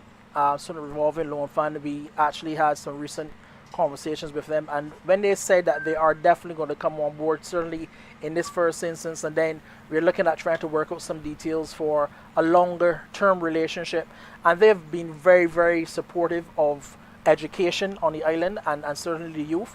So you will find a lot of these young men who are participating in this final or in the competition, their parents could be obviously looking to form a partnership in the future with the Student Revolving Loan Fund, with the Barbados Cricket Association, because we offer scholarships as well at the BCA. There's a scholarship that we, on an annual basis, this is St. Bees in the United Kingdom, and those are one of the things we have to look at. How can we have all of these relationships really working together so that, you know, the youth are able to see that there's a future. Even though they have their main focus as cricket, that education is also very critical. How important is coverage? You know, we talk about it, but it's so very important to the fabric of the country. Cricket is important to us in Barbados and, of course, by extension in the Caribbean. But I want to compliment you, and I've said it on several occasions, not only you, but the Barbados Cricket Association, because I don't think anywhere in the Caribbean you're going to be carrying radio at the level that we carry at. We took even the under 15, we do the under 19, we even cover the second division competition, and I think you understand the importance of coverage, you understand the importance of cricket. Andrew, coverage is massive. It's massively important. You have to look at the able-bodied persons and those people who are, you know, a little bit reserved. They may not be able to hear well, they may not be able to see well, but we provide both television and radio. So you've got a good friend, Alvin, who would criticize you. I understand that Alvin is visually impaired. So he can't see well, but he can hear. Right. And that's the importance of radio. You're able to paint a picture so that these individuals can see. Then there are others who really, they're not as able-bodied as before. They can't leave home every Saturday or Sunday. So they hear that coverage. And then they can sit in the comforts of their home, their living room, their bedroom, and be able to watch these young men and club cricketers by extension live. So it's very massive, and it's a communication tool, Andrew, critical, because sometimes we get caught up with the semantics of the sport, but the sport is also an event, and I am very, very strong on making sure all of the little trappings that pull together those 22 players on the field and all the other trappings come together so that you can have an event and a package that people can appreciate. Well, you know, we've spoken about the Student Revolving Loan Fund, we spoke about the relationship with CBC, but of course David Green, he's the man that puts it together. Yes, David. I met David probably about a decade ago, but started to work more closely with him in maybe the last 2-3 years, and he and his entire team have done, in my view, a tremendous job of being able to put together a first-class production. Again, like everything else, there's some little things that we have to tweak in terms of what we put there, in terms of the graphics and everything. But critically, I think that the visual is very important. We are able, at some point, I want to get to the level where you have replays of every instance, maybe when a wicket falls or where there's a big appeal. We probably won't get to the technology where you've got ball tracking and stuff like that, because that's at another level. But clearly, giving these young men the opportunity, and David Green has been tremendous to this entire production. Well, I want to thank you for coming and talking to us. So vitally important. Continue the good work, Stephen. Appreciate it. We've been talking to the manager of marketing and communications at the BCA, Stephen Leslie. 32 years in Compton, Clifton Phillips has been very much involved in coaching. He is the head coach of the Milo Lodge team involved in the finals of the under-15 competition. Clifton, it's an absolute pleasure to talk to you. 32 years in Compton.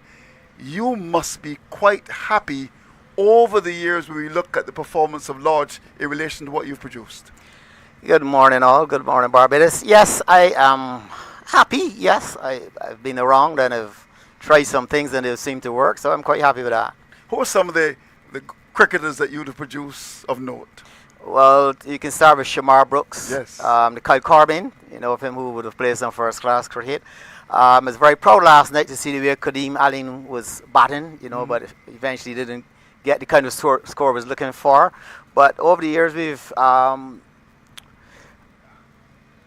Rivaldo Clark, he did a year with us and won the under-19 championship with us. Johan Lane, who's currently playing with one of the teams in the franchise as well. And the coach of the Combermere school today, who is Corey Edwards, he was one of the outstanding players who have come through the program over the years. So talking about the coach of the Combermere team, Corey Edwards, who would have gone to Lodge, you're now involved in a battle against the Combermere side. At the end of the first day, things didn't go very well for you. Well, yes, first day goes to the opponents, but there are 2 days left. And, you know, we hope to be in at the end, fighting to the end. Indeed. Let's look at the road to the finals. You certainly performed well. I know when you played against Combermere at the preliminary stage, you lost first innings points. Overall, you're happy with the performance of the side? Yes, overall. It's a pretty young side. It's a pretty young side, and I think that we are kind of maybe a year or so ahead of where we plan to be in our 4-year plan. But you know, the guys did well, and whenever we came up with challenges in the preliminary rounds and in the semi-final, somebody or a couple of players came up, you know, and did what was required. So we're happy to be here, and there's going to be a fight to the end. Indeed. And let's look at some of your top players. I like the looks of Gittins at the top of the ends, the left-hander. Seanica Sargent, very important with his batting in the middle and, of course, his off-spin bowling. And, of course, the captain of the side, Liam Seeley. Yes, these are 3 players who I think are players for the future. I think for Barbados and the wider world to see. You know, so it's good that they can expose their talent at this stage. And, you know, you'll see them over the next couple of days really doing some fine things for the Lodge. You talked about the players being young. You've got players as young as what? This is under 15 competition. You've got players who could be around 11 and 12? Yeah, we got some players who are as young as 11 and 12. Oh. Yeah, the three players you mentioned are 3 players who would be eligible again to play in the under 15 competition. And they have been significant in the journey here. So, you know, for them to be able to come here and get us to this stage, you know, it augurs well for the future of the Lodge School cricket. Now, if you had to meet the hierarchy of the Barbados Cricket Association about youth cricket, you've been involved for 32 years now, what would you say to them? Any concerns? How long do you have?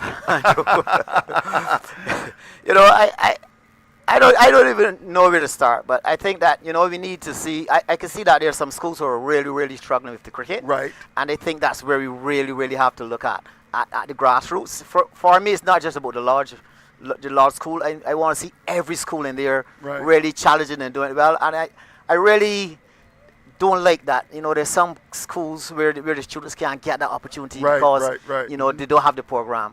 I would like to see the BCA going and, you know, get some coaches in, get some support for those schools so that not only Milo Lodge and Nichols Bacon Combermere, but all schools can get this opportunity to come to the finals and really showcase their talent. Because there's some youngsters in those schools who are not playing or not at the level that they should be.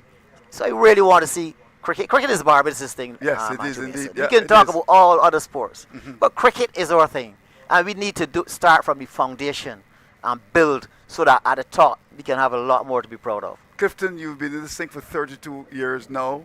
How much longer can you continue? Well, I have to ask the man above. I've been there 32 years, mate, Andrew, Yes. but to me it feels like 2 years. That's Okay. that's the truth. So you may go on for a long I still time. to feel come. I still feel like the year went in. Right. And to see how players come through and blossom Right. and have gone on, that gives me great, great, great pleasure. And as long as the Lord gives me the strength and Right. the energy, I will do. So you're I'll do enjoying what it I then? can. You're I'm enjoying enjoying it. it. Okay. I look forward to it. Training sessions are a joy. Yes, I saw you with the guys training. You've got Teddy Foster, former Barbados left arm spinner, and a large boy with you as well. Yes, it's been great having him around. A guy with great experience who have done a lot in cricket, and his experience. I'm learning from him. I'm learning from him. Some people say he's my assistant. That's not possible. He's more consultant, Right, if anything. right. And it's great to have him around. The stories he can give to the students. Because he would have represented Holland at the World Cup. Yes, he did And indeed, he yeah. has a lot of experience to bring, and I really, really embrace that. And I see the players warming to him. What's your finest moment? I mean, it's 32 years. That's a long, long time. If you had to reflect on your career, what's your finest moment? Is that a difficult question? Yes, Andrew. There's so many. Okay. There's Give me two. there- Just two. There's so many. Seeing Kareem Allen at the crease last Yes. night. Oh, yes. You know, Lots of ability. watching him at the crease, I don't know. I hope that he can really fulfill his potential. Right. But seeing him, he's had a rough road Yes. We coming know through. that. Yeah. And to see him at that point last night, it was very emotional for me. And I And water in your eyes. no, almost. I can see some now. But that's very emotional. Shamar Brooks, Right. seeing him for the very, very first time, because I remember him representing the lodge as soon as he had passed the 11 plus. Right. As soon as he registered, he represented the lodge, and he made a 74 that was way beyond his years, and that's something that I would like the BCA to revisit also, because if a youngster come into the school and he's good enough, don't make him wait. Don't make him Don't wait. make him Yeah. wait, man. If you're Yeah. good enough, Yeah, you're yeah. old enough. Yes. And so I would like to see that happen. As to my finest moments, Andrew, I really can't. All right. I know. I really can't. Clifton Phillips, See it. it's a pleasure talking to you. Thank Right, you. so do you Before have we it? go, Andrew, I just say thank you to the Milo sponsorship. Yes, indeed. So important. This company has been sponsored for the last 23 years. Ooh, Andrew. wonderful.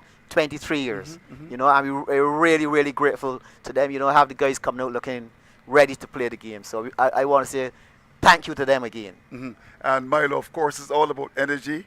We've been talking to the head coach of the Milo Lodge School. Food drink of champions. Food, yes, indeed, Clifton Phillips, who's been in this business for 32 years and going strong. The hero of yesterday, Jahidi Hines, with bat and with ball, has joined us for an interview. What a performance. You must be quite a happy man with that performance yesterday. Yes, sir. Talk us through it. First of all, you won the toss. You chose to bowl. How were the conditions in terms of the pitch? The pitch was a bit slow, Mm-hmm. and the outfield was kind of damp too as well. So the ball wasn't really racing off the outfield or anything like that. Yeah. And your first spell, I saw the youngster Gittins batting well, but then you came back for your second spell from the northern end. You got 4 wickets pitching the ball up. Tell us about that experience. Later, as the evening came along, the pitch got harder. So just a bit though. So I just think I will put a little more energy in it and bowl like some more. Right. And you came to bat. Interesting that you opened the bowling and you also opened the batting as well. You're a batsman and you look good, looking for a century. Yeah, thanks. Yes, please. All right. So at the under 15 level, I know you're going to Combermere. How old are you now? 14 years. 14, so you can play again for another year. You want to make it at international level? Old. Yes, sir. All right, indeed. Who's your favorite cricketer at the international level? Sheho. Sheho. Why do you like Sheho? His style in batting takes his time and shots. 8 shots. Yeah. And of course, you come from a school with a rich tradition, Combermere. The current captain of the West Indies team is there as the captain. Oh, what a performance. That must inspire you. Yes, sir. All right, indeed. I want to thank you for coming. Enjoy your innings today, and let's wish you well. Yes, sir. Thanks. G.D. Hines, a man who's performed extremely well yesterday. Let's wish him all the success going forward. Thanks. So, there you have it. Some interesting interviews. First of all, with Stephen Leslie, the manager of marketing and communications at the Barbados Cricket Association, talking about the importance of streaming.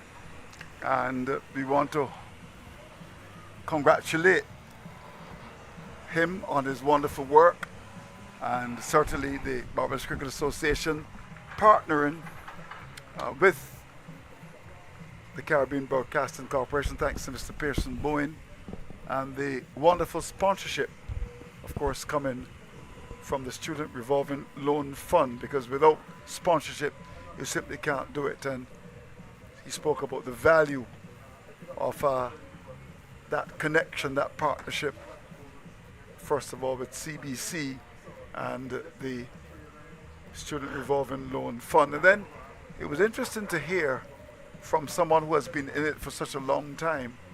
Of course, we're talking about Clifton Phillips, the current head coach of the Milo Lodge team, talking about his experiences. And, you know, he was making the point that certainly Shamar Brooks would have gone on under his charge to represent the West Indies, and water actually came to his eyes when he saw Kadeem Ali bat last night, a player with lots of ability.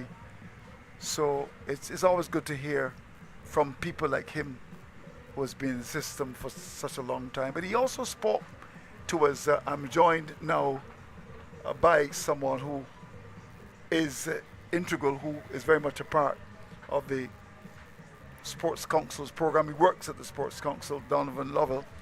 In that interview, as we are just waiting the action to resume here at the Rubis Sports Club, adjacent to the mighty Grynner Highway, with this third inning starting. But he was making the point that, yes, you see a big finals between Milo Lodge and the Nichols Bacon Combermere, but there are some teams, some schools in Barbados that are struggling to get cricketers play. Well, good afternoon to you, Andrew, and good afternoon to all of our viewers. Certainly, we at the National Sports Council, we make sure that we do our best to get in to the schools. Really, we're responsible for that. That from as young as 7 years old, both primary and secondary schools, and we make sure that we get into the schools to make sure that we give them that vital support, that vital start that is so crucial for the development of our young boys and girls as they move on. We understand the importance of starting from the grassroots level and getting them prepared for what will be, if they decide to, in the end, be a career in not only cricket, but whatever discipline they decide that they want to probably do as for a living, so to speak. So we really see the importance of that. So we make sure that as much as possible, all of our schools are covered with coaches going in to the schools every day, every week, really to make sure that mandate that we have been given. I am speaking now from the cricketing point of view, because I'm a cricket coach. That mandate that we've been given to make sure we develop the young cricketers in this country is fulfilled. Yeah. Tell us about the program at the National Sports Council. Approximately how many cricket coaches you have? Present, we have around nine cricket and coaches. They cover all the schools? Yeah, there's a program that is set where they're from the north, south, east, and west to make sure that a program is set that we can get in to the primary and secondary schools. Oh, so these are coaches for primary and secondary? Primary and secondary schools, and all qualified. Some who will have played at the highest level. Sharon Campbell comes to mind. And one of our own, Shirley Clark, he is now in the CPL with the Yes, yes. St. Kitts, the Patriot side really. So they're all qualified really in their field and a great deal of experience really to make sure that the youth of this country are serviced, not only service, but service well as relates to coaching. Okay, and you are in which division, Donovan? Northern, Southern? You operate Well, across but you set your country. program. Well, myself, I have about 12 schools on my Oh, you program. have 12 schools, okay. From as far up as Blaze Hill, St. Mark's. Okay, St. As Mark's, far okay. down as to LT Gate, George Lamin. So you would. Do you have Wesley Hall? No, I don't have Wesley Hall. I think Sharon Campbell. Sharon Campbell is the Wesley Yeah. Hall man. So you make sure when that program is set, you set it out that you can service your schools as the week and the weeks goes by. Okay, so the action is just about to resume. The umpires have made their way out, and we start the third innings. What a game building up here, Donovan, with Milo Lodge making just 97, to which the Nichols-Bacon Combermere side replied, having started the day on 76 loss, all at 430, the spinners doing a great job. So we could be in for a pretty interesting battle. Yes, Third innings here is going to be crucial. Certainly. Yesterday, 78, I think it is, without loss at the Nichols-Bacon Combermere. So it speaks to the fact as a coach when you go in to your sessions and to your games, you always, well, me, myself, I like to practice the never giving up factor because Milo Lodge could have come here today and they could have said, you know what, 76 without loss, I'll be behind the 8 ball, and now we're going to give up, or that's it, the game is gone. But certainly some fine off spin bowling by young Liam Seeley, and with a sergeant as well, really doing a wonderful job to put the team back into this game. And there's a lot of time left, Andrew. There's so much time left, and that if the Milo side, Milo Lodge, can bat properly in their second innings, giving the Nichols-Bacon Combermere anyway in the region of 130, based on what has happened so far, it could be a quite interesting game here. Yeah, interesting. So the players are on the field, as I said, and the news is that Milo Lodge 97, to which the Nichols-Bacon Combermere responded with 113. So just a lead of 16, and I would suggest the period between now and the end of the day's play is going to be crucial. So to start the ball-by-ball commentary, that's going to be Donovan Lovell, and he's going to be joined by a refreshed Lyndon Yard, who certainly enjoyed his lunch. Yes, thank you very much, Andrew, for your time. Always a pleasure once you are here. Yeah, and it's going to be the Milo Lodge side who are going to be batting their second innings, as I said. As I say, a pleasant good afternoon to Lyndon Yard. And good afternoon to you, Donovan. Good afternoon to viewers of the stream and those of you who are listening. And 25 overs remaining in today's play. 25 overs. So after lunch, 25 overs. So seems like a short period here. And I can tell you that young Jacoby Gittins is at the crease, and with him is Bell. After his Levi Rowe, so the adjustment just being made on the bottom of the screen. And Jediah Hines, who has had a wonderful game, picked up 4 for 9 in the first innings and scored 51. Didn't add to his overnight score, but it was effective enough yesterday to get his side at least. So here's ball number 1 of the second innings, as Hines is in and bowls a full toss, which squares up young Gittins. A little surprised by that one, but looks kind of to speak, Don. Yes, certainly. First ball, searching probably for that Yorker, but in the end, getting it a full toss into Gittins, who had a wonderful knock in the first innings, and also young Hines, who did pretty well here, looking to make early inroads. In deficit by 16, and there is Gittins across his stumps, playing the ball from in front of his pad. Looks good, as he did in the first innings. He got 41, and it is not without loss, with the majority of the players from Combermere sporting their yellow caps. 1, 2, 3, 4 yellow caps and 1 yellow helmet. And Hines comes in and bowls a delivery which is down the leg side and not taken by the keeper. No run is attained. And we are in over number 1 of 25 left in the game, day 2. And Jacoby Gittins open with Levi Rowe. Rowe's at the non-striker's end. And it is Jahidi Hines who steams and goes past the umpire and bowls a short limit oscillatory off stump, forces it into the offside, knocked down by the fielder at the silly mid-off position. So interesting field positioning. It seems they're going to attack him on the off stump slipping position. And there's a backward point. There's a silly mid-off in position. So gully, the cover region is pretty much protected.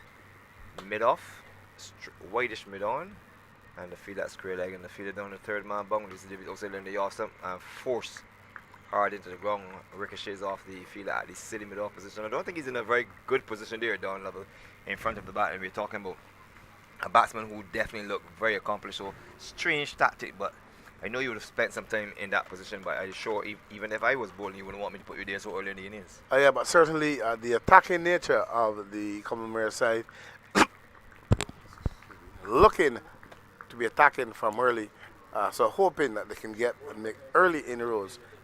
So Hines goes past the umpire and bowls to Gittins, and Gittins is squared up, plays it to that fielder at the silly mid-off position. So the fielder proving very effective, good planning, good strategy thus far. And I'll tell you the scorecard. Hines got 51. Khalik Fort got 13, having added 2. Hines didn't add. Justin Paris, major disappointment.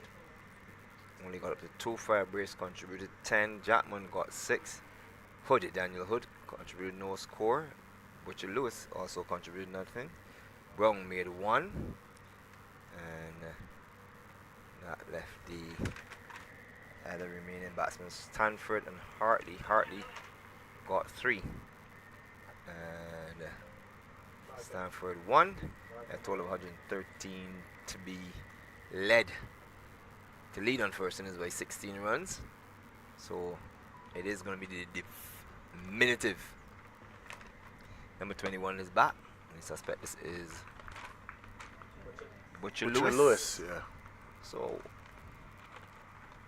these days fast bowlers seem to come diminutive in size, and he shuffles first, then moves off from the northern end on the way in bowl to Rowe. Rowe is forward to a delivery, just almost angling into the leg stump, and he plays it with soft hands at the offside. There's no run. But what do you think would be the intentions here of the Laws side, having crawled themselves right back into the game to give themselves a chance?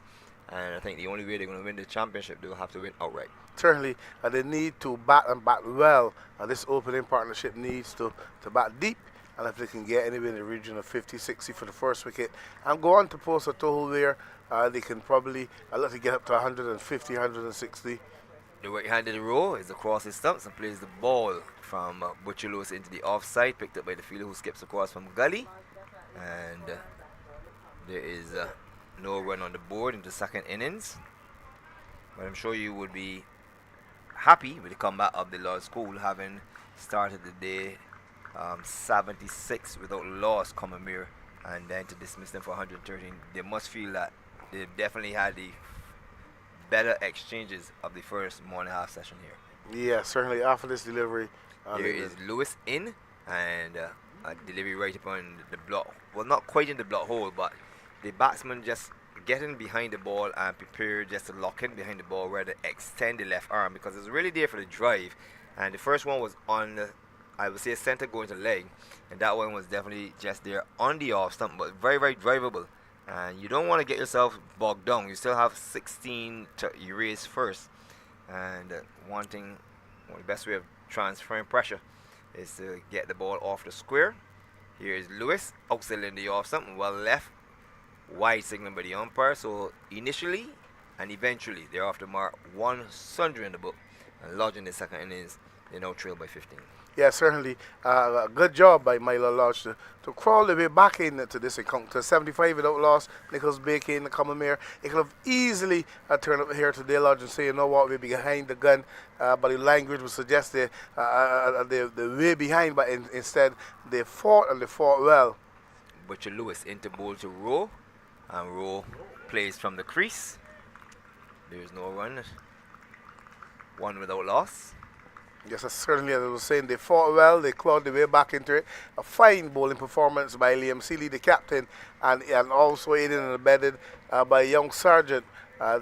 These two, the main bowlers for the Lodge side, and certainly they both had wonderful spells, 6 and 4 respectively, to put themselves in a good position. Butcher Lewis's innings was also in the off stump, allowed to go by, taken by the keeper Firebrace behind the stump. And we are just one delivery shy of competing over number 2. And I want to take this opportunity, Don. I know you would have played some Ronald Tree. I think you are almost getting up to that age of retirement, so you would have played Ronald Tree. Definitely, you wouldn't have played the BT on the 15. You probably would have looked at it on the big screen or the television when you get home.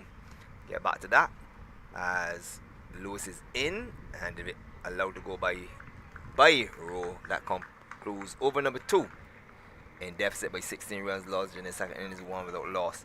Some of the coaches that would have been around in your time, and I'm going to start the ball rolling with, I thought a coach who played an extremely important role in the development of young cricketers at this under 15 level definitely would be Bruce Cousins from the Foundation School.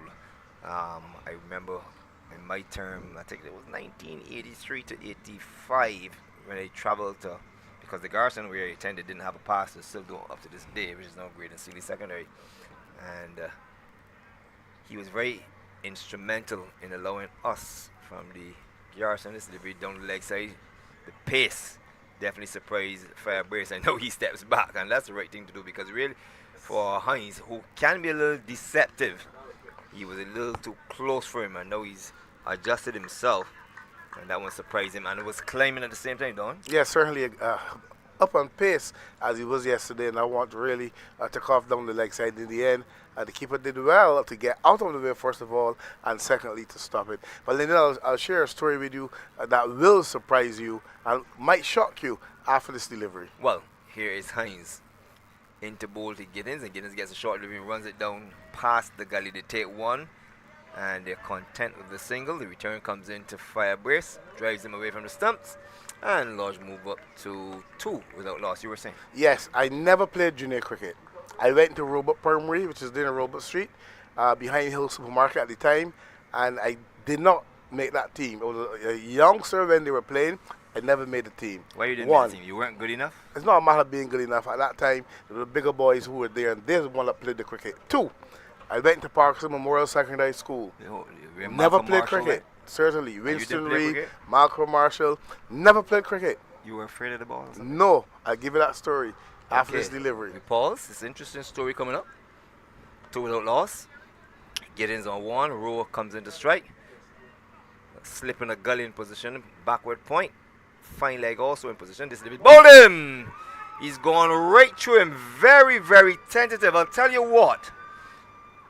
Based on his reaction, I think 2 deliveries prior, that short delivery that took off down the leg side that surprised the keeper, clearly was in the mind of young Lowe, because he never got into the line to a delivery that was pitched up. And for an opening batsman, you are at least supposed to be able to cover your stump. So the pace, in my opinion, definitely was his undoing. He never looked to get in line. And Lodge, if there are to come back in this game, they'll have to do it and do it well, because they've lost young Lowe, Levi Lowe, comprehensively beaten and bowled without scoring. It is 2 for 1. Yes, certainly. And that ball pitched up, and you're quite right. And the ball before really flew, took off, and he did not make no attempt at all to cover that one, and it passed him really on the full at pace, and he was comprehensively beaten and bowled. So Hines, as you see the replay, no foot movement whatsoever. The left leg never came into line. The left leg stayed outside of his right pad, and the leg stump was pushed back. So as I said, more fear than anything else was his undoing there. And Milo Lodge definitely in trouble. Hines again, the star of the day, 1-for-1, steams into both new batsmen. The people leg before, and the umpire is not impressed. As the new batsman, Debios, Debois. I'm going to get that from Amelia. Is it French? Is it Spanish? Debois. Sounds French Some to say me. it's French. Sounds I French. never did French at school. Spanish was more my thing. Did you do French since you didn't make the Parkinson side? No. I'm not a Frenchman at all. I dabbled with a little Spanish. It was not very good, but ¿Cómo estás? don't put me on the spot. Don't do that to me, lady. Here is Hines on the way into bowl to get it to new batsman who is probing forward. The appeal for caught. The umpire is not impressed. Umpire Sergeant is the umpire under the microscope. Early Fields is at point for the right-handed batsman, but definitely Jahidi Hines has his tail up and he's really beginning to charge in. Certainly continuing to do well as he did in the first innings. He's up in pace, he's accurate, he's in the block hole, and really he continues to impress, and really Milo Lodge needs to bat him and bat him well. He goes past the umpire and bowls it, reaches down the leg side, he runs it down to the fielder on the short fine leg position. They take one. So belatedly, the scoreboard moves up to 3. Giddens has 1. Dubois is on 1. So most importantly, he will retain the strike. Yes, at the end of the third over, with 25 available. Lodge in innings number 2. They are in serious trouble, in deficit by 16. They're 3-for-1. Yes, I'll continue to give you my story quickly. Where you didn't make the So Parkinson? when I got to Parkinson Memorial Secondary School, for whatever reason, they were banned from school cricket. And you never investigated. They were banned from school cricket. Allegedly, a match they were supposed to finish, they would have lost the game on the last day. They didn't turn up, and they were banned from school cricket. So we had a side that we played practice matches, a very good side, but we never really got to play competitive cricket. Myself and Junior Paris, GAP to call him? yes, we end up at combined schools because the right excellent cigar free sobers saw us in a coaching clinic he had, and he called the late great Mr. Simon Nurse and suggested they have to see 2 of us, and that's how myself and Junior Paris ended up at combined schools. So a great man picked you in then, in essence. It's a superb gentleman, excellent player.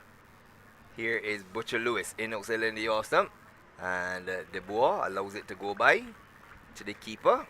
3-for-1. So as I was saying, the importance of Bruce Cousins at Foundation could not be stated more emphatically. I thought he was an excellent, I'm speaking of cricket in particular, and he will be at every given game. I'll be very surprised if he's not even at this game, and I'm telling you, if he's not even at this game, he's definitely watching this game. And I was very impressed with the way, as a very youngster, how he spoke to the guys from the garrison when they visited the Foundation School. That ball's wide outside the off stump, allowed to go by, taken by the keeper. I think I was speaking to Kenmore Bino, and he informed me that Mr. Cousins would have been at the Foundation School probably around 1974-75, and that's the time that Kenmore Bino was a student there. Well, sorry, you said he was one of the top Years students ago. at Foundation. As I said, Bruce Cousins was very, very impactful in this Ronald Tree and BT on the 15 cricket. Still continues to follow it very assiduously. And of course, Foundation will produce quite a lot of players. This one is driven hard into the ground and knocks the fingers of young Khalik Fort, who is patrolling that silly mid-off position or short cover position, and it remains 4-for-1. So wonderful contribution by Mr. Bruce Cousins. Then you can go around. Arlington Hunt, I remember, was very instrumental in the Garrison School, also playing the common member. Up to today, the Great and Sealy Secondary School, now renamed, still doesn't have a pasture of their own, and he would have been instrumental in the guys playing in Ronald Tree along with Selwyn Seeley. This is outside of the off stump, wide of the off stump, allowed to go by through the keeper, and there's no run. So it takes some teachers to give up of their time during the vacation to make sure that some of the proteges from their respective schools that they teach at have an opportunity to participate in the BCA competition. And Darlington Hunt, as I said, and Selwyn Seeley. That mantle has now been passed down to Elvis Howard. And he too has been very instrumental in making sure that the garrison is very well represented. They now utilize the facilities. P for leg before and given leg before wicket. So the ball goes for a second failure in this game. I think in the first innings he got one, and he has a pair of ones. He goes leg before wicket to Butcher Lewis, and 5 for 1 becomes 5 for 2. And Lodge, they're in serious trouble. Yes, certainly. In all kinds of trouble here. As a replay, you watch the replay. This ball comes inside the line. You can see the pitched leg up. stump. And I think it was the very easiest decision for the umpire to give. Yeah, playing across that one, Lyndon, and missing it as well. And really an easy decision for the umpire. So the Milo Lodge, after fighting to get back in to this final, certainly would need to bat well. So far they've been off the disastrous start, 5 for 2. But Gittins is still there. He is the one who really held things together in the first innings. So someone will really need to stay there with him and really try their best to see if they can first get past the lead, the deficit, and then obviously look to put runs on the tins for the Combermere side, probably to chase and win, or for the Lodge side to make sure that they try their best to dismiss him under that to go on to take the championship. Well, Malachi Mason is a new batsman in, and we'll see what the little left-hander can do. Very diminutive in size, and the Payne reckons he's not 2 feet. And he will face Butcher Lewis, who has 1 for 3 from 1.3 overs. And 2 slips in position under gully. They go down as Lewis is in. They be full toss, and it's short back past the bowler. Picked up by Deshaun Brown. There's no run. And we continue to look at some of the coaches. I remember Patrick Darlington at the Princess Margaret School's Quadres. Again, when you visited that school in the days of Carol Grisette, Brian Shepherd was always a handful, but Darlington always with a good ear to any student, especially if he pitched up and it drives it into his pad. There's no addition to the total or no takeaway in terms of the wicket. And Squadrez, who would give up of his weekends consistently to be with the students in the BT under 15, still hangs around the cricket. I want to say good afternoon to him. I know he's following assiduously. He has a young protege in DeMarco Wiggins, if my memory serves me correct. Yes, that's his grandson with a bright future ahead of him. He's one of these coaches who followed the cricket through and through the vacation to make sure that the children at his Princess Margaret School have every possible opportunity to make a name for themselves. Wide ball signaled by the umpire. Merrily Fields carries it over to 6 for 2. Then we're going to come to some of the big schools like the Harson College, where there was Grynner. I'm trying to remember the other coach there during my tenure. That year you would have had the Ian Bradshaw, Teddy Williams, and we're talking about youngsters who would dominate great. The Reverend Hugh Sandiford. I'm not so sure Andrew Mason is familiar with Hugh Sandiford. Tall, fast bowler, now turned Reverend. And I think, as I said, Orlando Green, I think, was the coach back then. There's a chance for a round. The return comes in, just pulls the keeper away from the stump. And Large cause is helped by 1, so they're up to 7 for 2. So just looking at some of the coaches win, Andy Payne comes, I'm sure he could speak to the coaches from the north. Yeah. And there were quite a few coaches from the Vaughan north. Comes to mind. Go ahead. From Alexander School, yeah. He's one that comes to mind. We've done a lot of work in that area, really.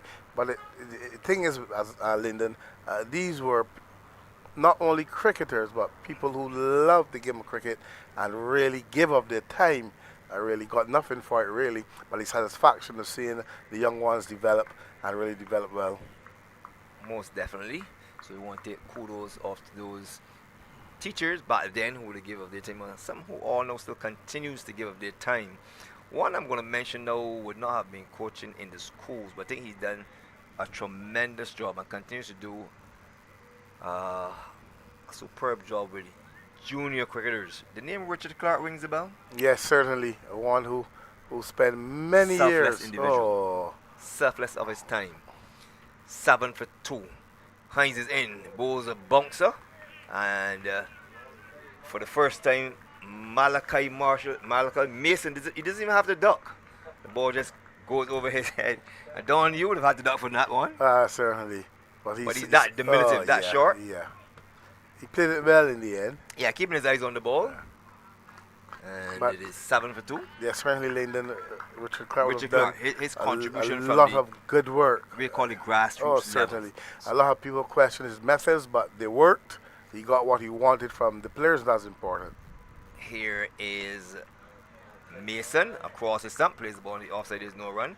If they question his method, I am one who speaks directly to his commitment, his selfless commitment, because on any given day, back then Monday to Friday, you can see him at Passage Road. You can bring a child there who's 5 years or 4 years old and leave him with Richard. He is going to guarantee that this cricketer, this youngster, enjoys participating with the older fellas. And he's never want to turn away. Some people say we have 15, we have 16, we can't hold anymore. Richard just said bring them. Yeah, certainly. You want to really Whipped away, a beautiful shot down behind Square. Square leg is onto it. They take one. They're going to turn and come back for 2. So Mason opens his account. And the total is now up to 9 for 2, with Mason up to 3. Giddens has 1, so he's been quiet as usual. But getting back to Richard Clark, the contribution he made, so maybe 1 or 2 these youngsters probably would have come through him as certainly. well, because with Passage Road being so central, along with Gregory Gaskin, considerably along with Mats, they consistently on every day of the week except for Saturday and Sunday. And that's only because cricket is played, senior cricket is played in BCA cricket, that you wouldn't find them there. But here is Hines in the ball. Short delivery and he gets under it. That was quick. But again, he's keeping his eyes on it. And good aggression being showed here by Hines. I like this as a fast bowler. Showing aggression. He has 1 for 4. Lodging his second inning in deficit by 16 there, 9 for 2. Yeah, certainly up on pace. A really good delivery, but in the end, well played by Mason. And the important thing, as you said, keeping his eyes on the ball. That's most important, really. But Hines really hit, as they would say, tail up and charging in. Hines steams into bowl to Mason. And Mason beating outside the off stump by beautiful delivery. Outside line of the off stump, back on that 4-meter length, and he pro back it, trying to run it down to either the slip or third man. He wasn't going to get maximum for it. And beaten for pace into the gloves of Fairbrace. And with 1 delivery left in his third over, Hines has 1 for 4. And Milo Lodge, eyeing defeat, 9 for 2. Certainly. They're in deficit by 16, 9 for 2. You're eyeing defeat. Need to bat well this partnership here. Here is Hines in it, full toss, is whipped away and over the head of the field at square leg. Badly misjudged, will go close to the boundary and it pulls up inside the boundary, and Mason is back for 2. So the fielder misjudged it. It was coming in, the ball went over his head, and Mason picks up his 5th run, and it's now 11 for 2 at the end of over number 5, with another 20 overs available.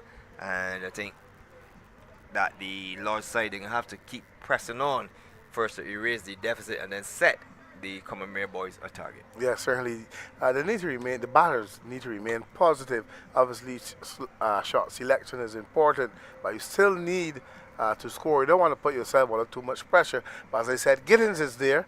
Once he's there, they will believe that there's still hope. They said he kept batted really well in the first innings for his 41. But they need to get a partnership going, get past that deficit first, and then look to put some runs on the tins. But as I said, they must remain positive because they would still need to score. But Combermere obviously looking to make further inroads into the Lodge School batting as Butcher continues from the south. Yes, he will continue. Butcher Lewis with a total on 11 for 2. This is coverage of the BCA under 15 final. Of course, we can't forget our friends, the Student Revolving Loan Fund. sponsors who make the stream very much possible.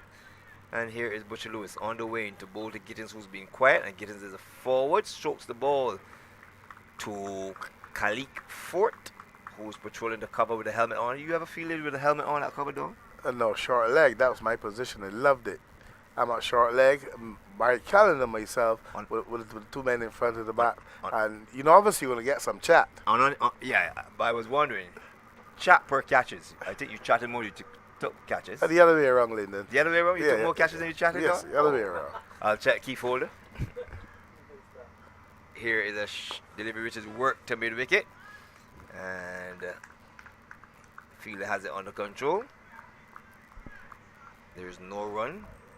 So we're looking at the coaches or the teachers who would have made these sacrifices during we used to call it the Easter vacation, to come out and make sure that the youngsters have a game of cricket in the BCA, BET under 15 as it was called, the Ronald Tree as it was called, and now the BCA under 15 competition.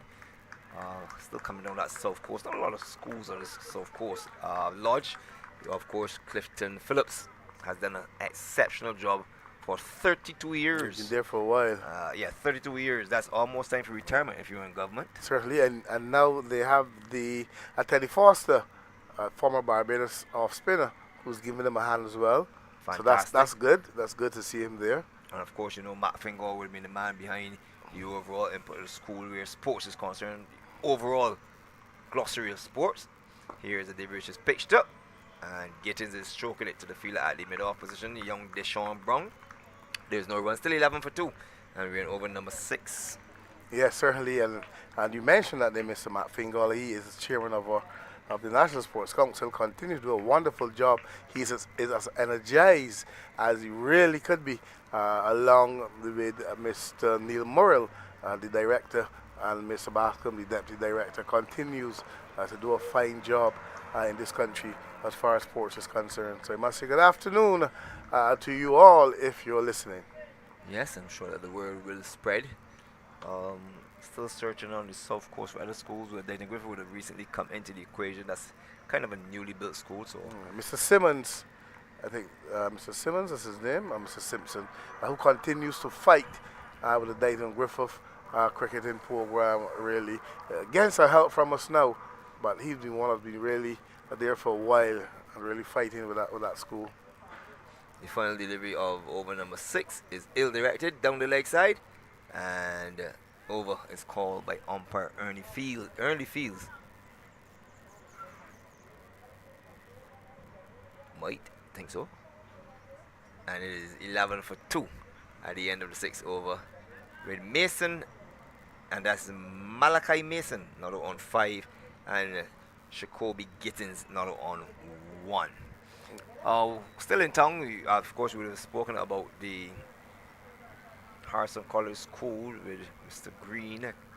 Still trying to retain the name of the other sports teacher who was around in that time. Yeah, but before you go on, Lyndon, I must mention the late Othniel Downs, who would have played for the West Indies, being from Carrollton Village, the sporting area, really. And he would have been the one in my early days really to introduce us to hardball cricketing, so to speak, taking us on Saturday mornings on the Weymouth B to get some practice in. And then from there, we went over to the Coca-Cola factory. It used to be in Robert Street, where the ICBL building is now. And so early days, that's how I really got involved with the hardball. Here is a delivery which is stylishly played in the offside by Mason. Delivery pitched up by Hines.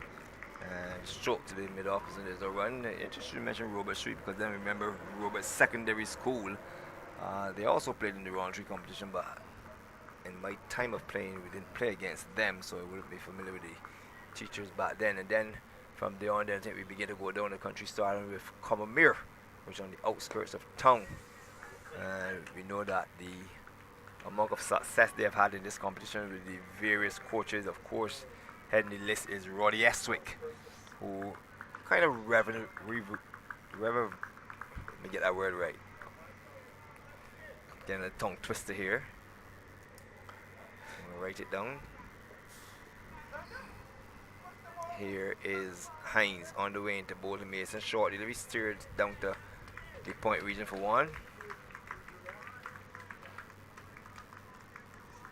So saying everybody yesterday who brought a different dimension to coaching in the schools, and I think it no longer became part of a teacher's job. It became a specialist position, and as a result of him being employed by the Combermere school, they have had tremendous success year after year after year at every level, under 15, under 13, under 19, continuously, until then he stepped up the ladder and went further in terms of making his contribution to Barbados and West Indies cricket. And then of course the mantle had already been passed on, and we've seen a plethora of cricketers passing through the Combermere school who are here in the finals and who are sitting very, very pretty, as Lodge in over number 7 finds himself 12 for 2. And Giddens on straight, he has one. Here's Jahidi Hines into him, and the bowls a Yorker, digs it out, well played. So the young man looks, this is actually Giddens. Oh, what I like about him is that he makes you bowl at him. He doesn't attempt anything too extravagant, and he plays within his limitations. He plays from the crease and he watches the ball under his eyes very, very close. So has good technique, did get a good 41 in the first innings, and doesn't look phased by the pace. Here's Hines, goes past the umpire and bowls him a short delivery, stands up tall and runs it into the cover region. Thought about a single. Mason thought otherwise and remain on move on phase, and it's 12 for the loss of 2. Then we're gonna get to the likes of the St. Leonards, who would come into the equation later, who would produce Ryan Hines. So I think quite a few schools would have suffered, if that's the correct word to use. Yes, it is the correct word, because there was no teacher who had time available during the vacation. Obviously they had their work cut out, they have things to do as well. As the end of over number 7, 12 for 2. Giddens, the openers, won. Mason had 6. They're in deficit by 16, so they need another 4 runs to make sure that the Combermere school will have to bat again.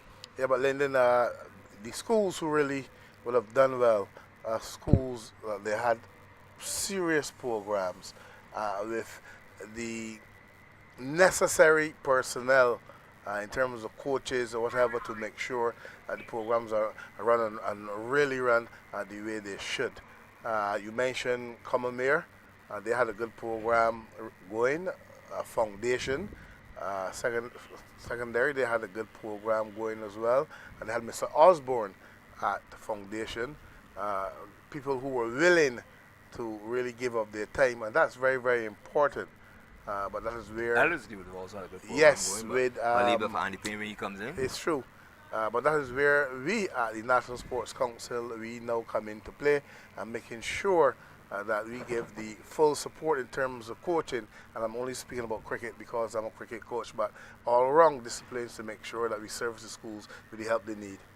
Butcher Lewis is in, pitched up, and played by Mason up in the mid-on region. Current score remains 12 for 2.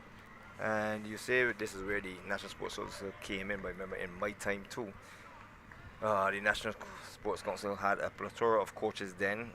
Ricky Skeet, Desmond Haynes was the coach for us at the Garrison. When he was on tour, we then had Rodney Teston, O'Neill Payne, Milton Small. So, and it was always an upliftment when you could see a West Indies player as your coach. It was always something to inspire you as a youngster. So I'm sure that these youngsters here who are now playing the under 15 and age under will also welcome the opportunity to have a West Indies figure as their coach, be it Shea Hope, be it Rawson Chase, be it Jason Holder. Don't just calling names that who are present West Indies coaches, present West Indies players that may eventually at the end of their career decide to give back by going into coaching. This one is driven up to Fort, who controls the cover region. There's no run. So, as I was saying, there are quite a few coaches back then, that Seymour Nurse. The late Seymour Nurse would also be a coach within the National Sports Council as well.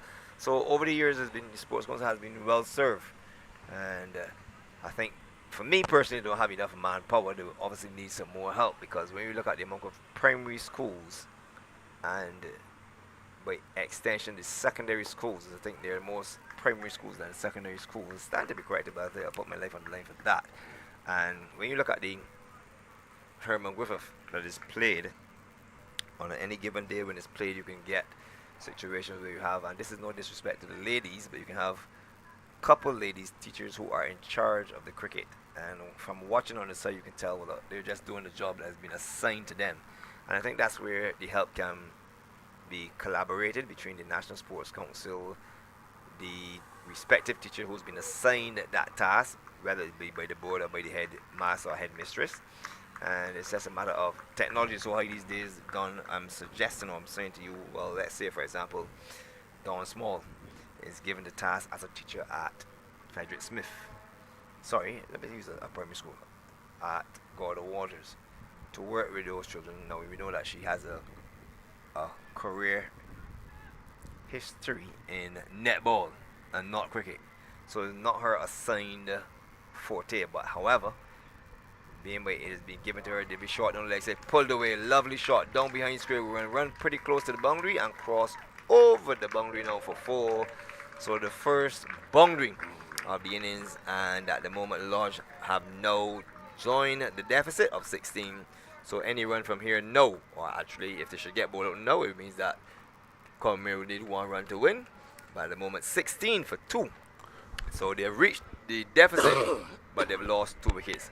So as I was saying, Dawn Small being assigned the job of the Gordon Water School as the lady responsible for cricket.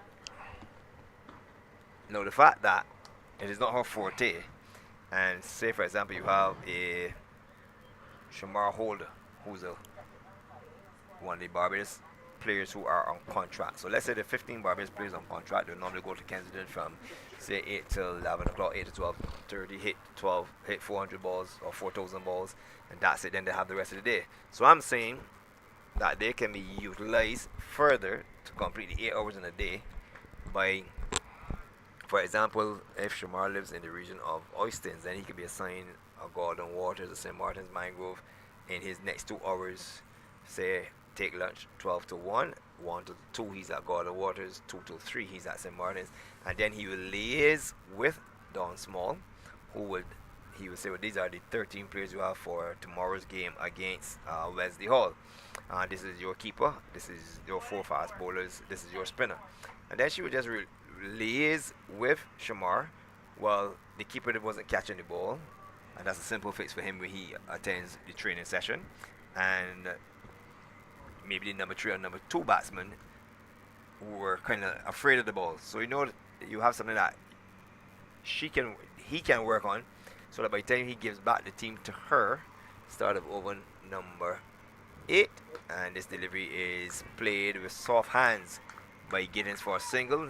The fielder at the mid-off position is kind of sleeping, standing still, and they get the single, and the total will move up by 1 to 17 for 1 for 2 in over number 8. So if you get the gist of what I'm saying, Don, and by simple conversation on the WhatsApp, a voice note, the problem of a player, or the problem of Don Small not understanding the role of the batsman at number 3, or what he's supposed to do, can be easily earned out through a voice note, through a text from Shamar Holder. And by the time she gets the player against Vauxhall, say next game, she has a complete player who understands the game a lot better, and she herself would then understand it and make her role a lot easier. So I'm talking about a collaborative effort, which will also include the 9 coaches that you all have, because I think you're understaffed. That's just my opinion based on the schools that you're expected to fill the breaches on any given evening. Yeah, Lyndon, you've said a mouthful. I just want to interject here. We'll use a big cup. The thing is that you might not know, others might not know, but this is what we do. When we go into the schools, because we know that some PE teachers who are assigned to particular classes after this delivery, which is stroke by Giddens. yes, so realizing that they're asked to teach or they're asked to assist when it comes to certain disciplines in terms of sports. So realizing that some of them might not be that au fait with the discipline, in my instance it's cricket. We make sure that once we have sessions before the season start where we teach them this delivery. Tucked into the mid-wicket regions, still no addition to the total. Yeah, so we bring them up to speed on certain things related to cricket that they will have an idea, obviously what to do. We engage them in sessions and conversations that make them aware of cricketing rules, cricketing regulations, what the case may be. And when we go into the schools as coaches, we work along with our PE teachers to make sure that they're where they're supposed to be. Well said, mouthful. Good reply. So what would happen? Let's say that I'm going to St. Mark's and you're the PE teacher at St. Mark's. I make sure that whenever I run my sessions, I bring you up to speed what I'm doing first, give you an idea what's happening, show you what we can do to get X, Y, Z, as they will say, from each one of the youngsters. And really, as I go along, I bring you along with me, make you au fait the game 1, 2, rules, regulations. So more or less, I'm doing a session with not only the kids, but doing a session with you as well as a PE teacher. So by the time I finish my 3rd session, you will have an idea what's going on. So I can leave you any day that I can't get there because of a meeting or while I'm in the office, that you are still capable of running a session and running a proper session. Well said and agreed. But it needs to be executed consistently, because it says when I traverse the hieroglyph, I see consistently loads of teachers who are in charge of the cricket, and it's just it seems as though it's just being played out. That might have been the past, Lennon. So that might have been the past. That might have been way back then. But now I can tell you that the teachers, the PE teachers in this country, have not only been... Well, it might not just necessarily be PE teachers, but maybe a teacher that's assigned. Because you can have a situation where the PE teacher has a netball session at Blackman and Gollop and is unable to make the trip down to Vauxhall. So then Mr. Singh is asked to go with the team. Mr. Singh's specialty is road tennis. Mr. Singh probably has never watched cricket in his life. Doesn't have an interest. Yeah, but obviously he'll be brief. You make sure that you will have an idea what's going on. And as you said, really and truthfully, with the instructions, you can easily set your instructions. You can easily, and that's why you have session plans and they can follow. And it's a progression. You follow a progression. So he would know that if he's running a session for me because I can't make it, you were doing slip feeling, with the case, slip catching, with the case maybe, and he can go on from there. So it's a progression. We know in the past it might have been a slight problem, but we're really working to make sure that is one of the past. And I think if we are not 100% there, we're at 99%. Well, Paris is into the attack, the right arm leg spinner, and he's into bowl to Mason, bowling from the southern end, tucked into the leg side. And Mason with that single is up to 12, and it's now 19 for 2. Gittins has been very, very quiet. 2 from 22, but he's obviously dropping the anchor role. Yes, certainly.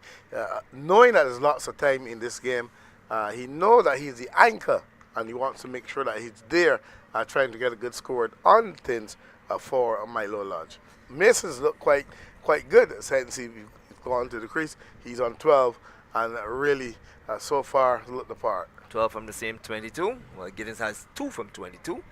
And the field drops. Deep mid-wicket is now being set out on the boundary for Giddens. It is strangest field position. Yes, it's making an adjustment now because it's going to bring the cover up.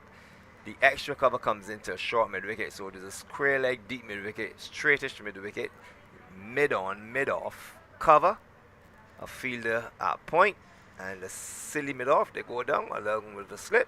And here's Paris, bowls a full toss, which is worked in front of square. The field off the mid-wicket boundary is onto it, and the Gittins will move by 1 to 3. And it's now 20 for the loss of 2. So we're looking at ways of making sure that, because for me, where the young cricket is concerned, Don, is about development, not necessarily the result. I mean, winning is a habit, but they have time that they will learn to gravitate to that area of results. It's a win, lose, or draw, but it's about the development. And quite sometimes you see quite a few players get left behind because sometimes, and the batsman will come back for 2, that takes us to 22 for 2. So all the 22 for 2. Just now we had Giddens on 2 from 22 and Mason on 12 from 22. Mason has 14. Giddens has 3 from 23. And it's 22 for 2. 15.1 overs remaining in the day. Here is Paris in a delivery, which is swung in the air, will land safely in no man's land. And Mason will move to 15 off his 24th delivery. And Milo Lodge in his second innings 23 for the loss of 2. So they only lead by 7. And advantage still with the guys from Waterford. But I'm sure that these guys are going to go down fighting. So my stint should be coming to an end shortly. This delivery is, the batsman goes right past the leg break. Right past the googly, sorry. And that is getting so an opportunity where the keeper might have mistumped him before brace. He got up very early. We will see that replay. And Hines is the keeper. So interesting ploy that when the spinner is on, the keeper changes. So I get the impression maybe that Firebrace is not adept with picking the spinner, because it's a really strange move. That would have happened in your time, Don, where the pacer comes off and the keeper is changed because the spinner comes in. I know. I believe in a specialist keeper. That's my belief. So this is the second time we've seen this move here. Unless it's a game, let me say a shorter version.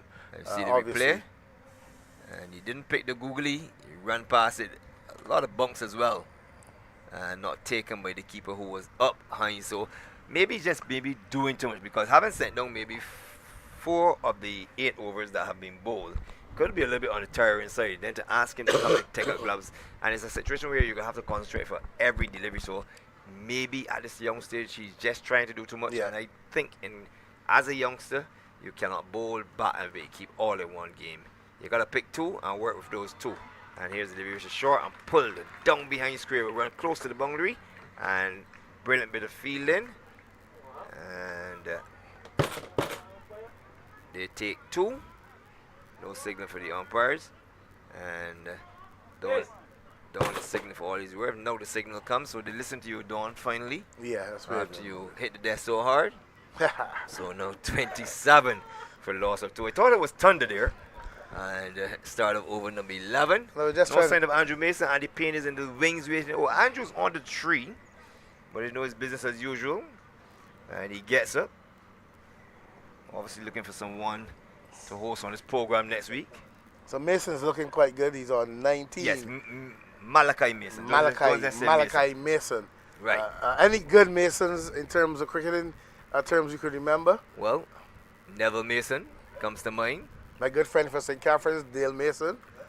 Pretty good. Excellent hat slip. We're going to run on Masons, I'm sure. There weren't a lot of Masons in this country. What about Andrew Mason? Good cricketer? It's 27 for don't loss answer of 2. me. Don't answer me. Giddens has 3. Malachi Mason has 19. And the right arm medium pace of Khalid Fort, operating from the northern end, steams in to bowl to young Mason, and this delivery, the left-hander is across his stump, plays it stylishly upon the off side. There's no run. So Andy Payne in the wings coming in, and he will take you through the coaches that would have done exceptionally well on the western side of the country. Back in those days, you have combined schools, north and south. Did you ever play for the combined schools? I was at combined schools practicing myself in junior Paris. A lot of good cricketers. Paris made the team. I didn't. So it seems as though you just suffered from coming around at the wrong time then. So a lot of cricketers were in your way. Yeah, certainly. Okay. He likes Roland Holder. There was a guy from Lord School who captained in the end. It's going to come back to me. Horace Minus Waldron? No, it's going to come back to me. Codrington, yeah, he was a captain. Ren Miller was there. You had the likes of Philo, the late and a very good friend of mine, Livingston Puckrin. Ricky Hoyt was there. So me not playing school cricket, that was the issue for Mr. Best, for Mr. Nurse, who keeps saying all the time to the ones who were asking about me. Miss Bethel was there. Why this youngster can't play? And all Mr. Nurse would always say, but he never played school cricket. That's the only reason that he had for not giving me a chance. He never played school cricket. But that's water under the bridge. I'm going to give way now to Andy Payne, who's a little bit more successful than I was. Really Before you goodish batter. batter. I want to offer you my condolences on the early part of your career. Yeah, certainly no problem. But it ended well for me, so I'm all right. It's good. So You're a good Andy, guy. who was a lot better than I was with the bat, is going to join you, Lyndon. Okay, and here's the division stroke up to the mid-off position. The fielder falls over, and Giddens gets a single to move to 4, 29 for the loss of 2, with Malachi Mason on 20, and Fort in his second over, and Andrew Mason comes a calling, and time for me to welcome back Andy Payne. Thank you, Lyndon.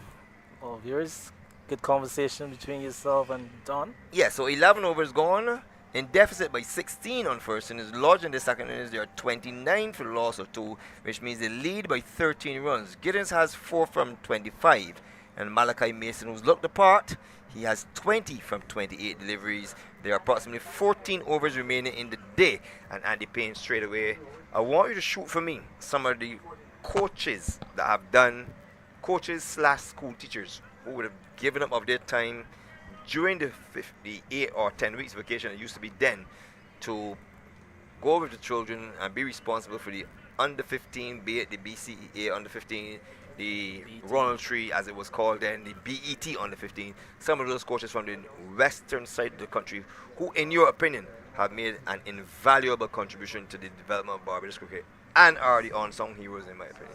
Well, and then I'll start right at home. You're not missing the cricket as it's water break. Yeah, it's water right break.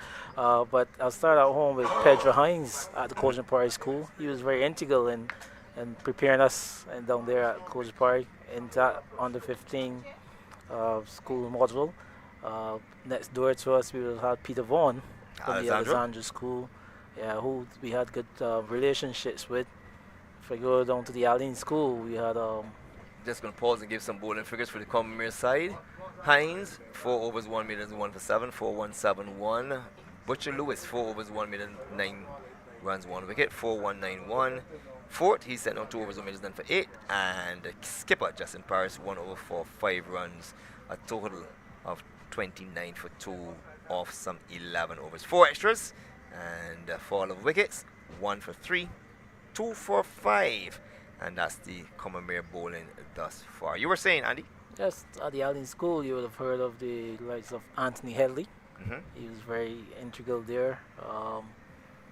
Grantley Adams, you had someone, Mr. Aldwin. He was over there. He was always around with those boys. At the St. James School, now Frederick Smith, we had Mr. Smith.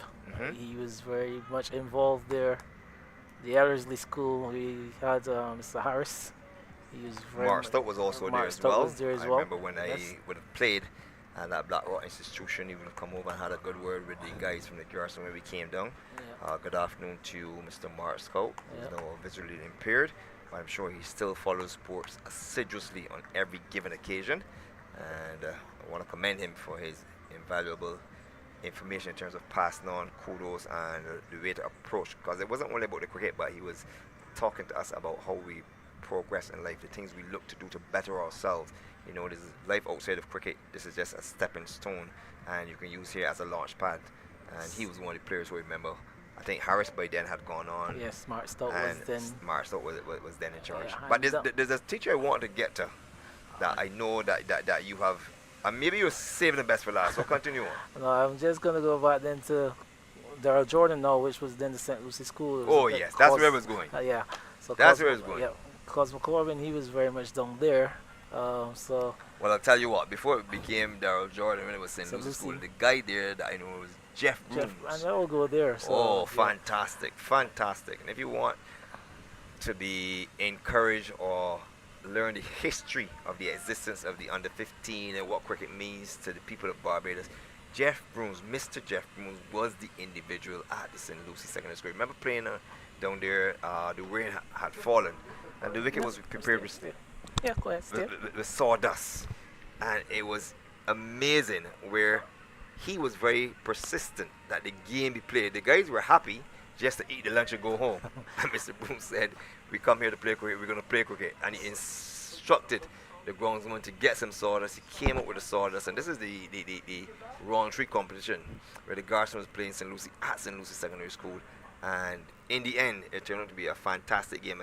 If my memory serves me correct, Marlowe Sobers was the big bat for the St. Lucie Secondary School. And boy, was Jeff Brooms not very instrumental. As I said, good balance, because it wasn't only about his school, but about the development of all the children that were playing in that game. And that was the thing that stood out for me, that you can go to other schools to be competitive, but that friendly rivalry was always exhibited with those teachers who took time out to support or speak to the opposition. Because you will have situations where sometimes Grantley Adams turn up to Ellerslie to play Ellerslie at Black Rock, but the teacher who's in charge has something to do, and he leaves the responsibility with a parent who follows the game consistently, leaves the captain in charge, but the parent obviously will guide what goes on, the behavior pattern and what's not. And Mr. Boones was very instrumental in coming over and having a conversation about the importance of being good friends. As a matter of fact, that's one of the reasons why I can say I have some better cricketing friends from down the north, you know. And I was waiting for you to get around to Jeff Bruns, and he was one who really, if I'm going to categorize them, I'm going to put Bruce Cousins at the top, and Jeff Brooms might be just a 0.5 above, but not far below. Yeah, so I was like I said, I was leaving that one for last because then it was a combination of, speaking to Don from the Sports Council perspective, with Jeff Brooms and Richard Straker. Oh yes. That pair would have really been instrumental in majority of the junior cricket that took place in the north. And as the pair, hence you spoke about the combined schools north with Don, and that pair again. They were the ones really in my era of taking junior cricket throughout the north to the levels that it were. And you've just called some good names, the likes of Marlowe Sobers, Kyle Clark, to name a few, Dave Marshall. Because in that era, those three stood out. And I mean, Horace Waldron as well.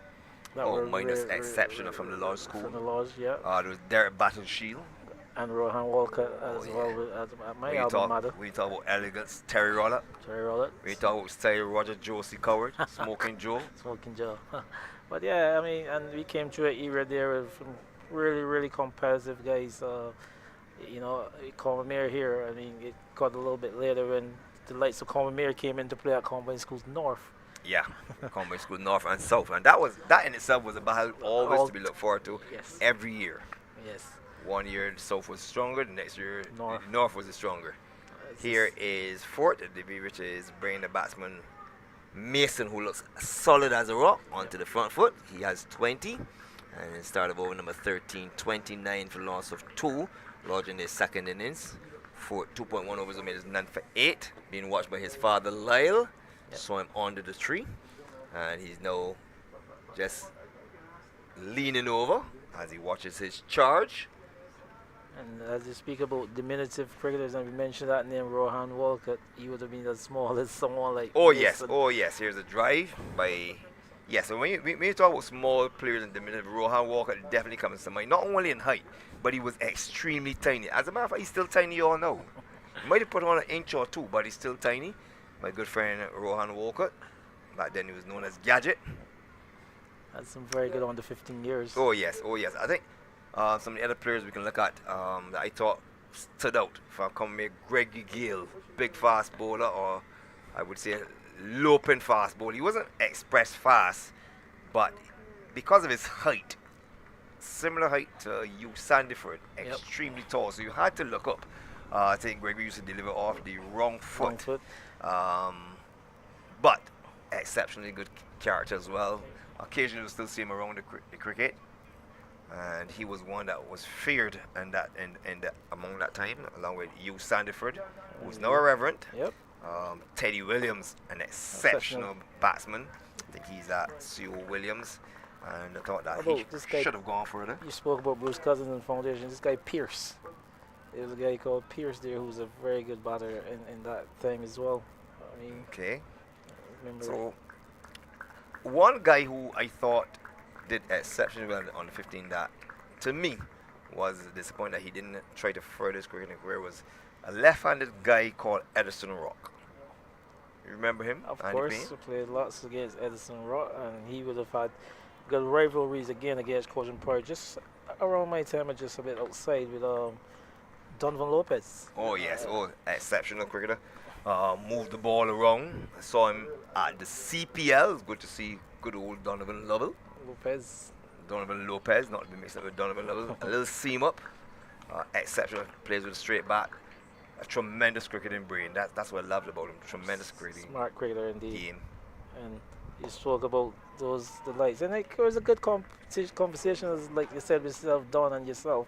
And when we had the likes of someone like Keith Boyce, Oh, late yes. Keith Boyce, who came back to the north. I don't think too much praises can be enough for him. No, not at all. Almost everyone in the north sings his praises, so must have been a wonderful man, has done wonderful things for the youth down in the north. And you know, you always need that inspirational individual to inspire, as I say, to inspire a nation. And you don't know the impact that you can have on one's life. Indeed. You know, and he, Mr. Boyce, at the end of over number 13, 29 for 2, which means that Lodge in the second innings, they lead by some 13 runs. Giddens, the opener, has 4 from 31 deliveries, and Mason has 20 from 34 deliveries.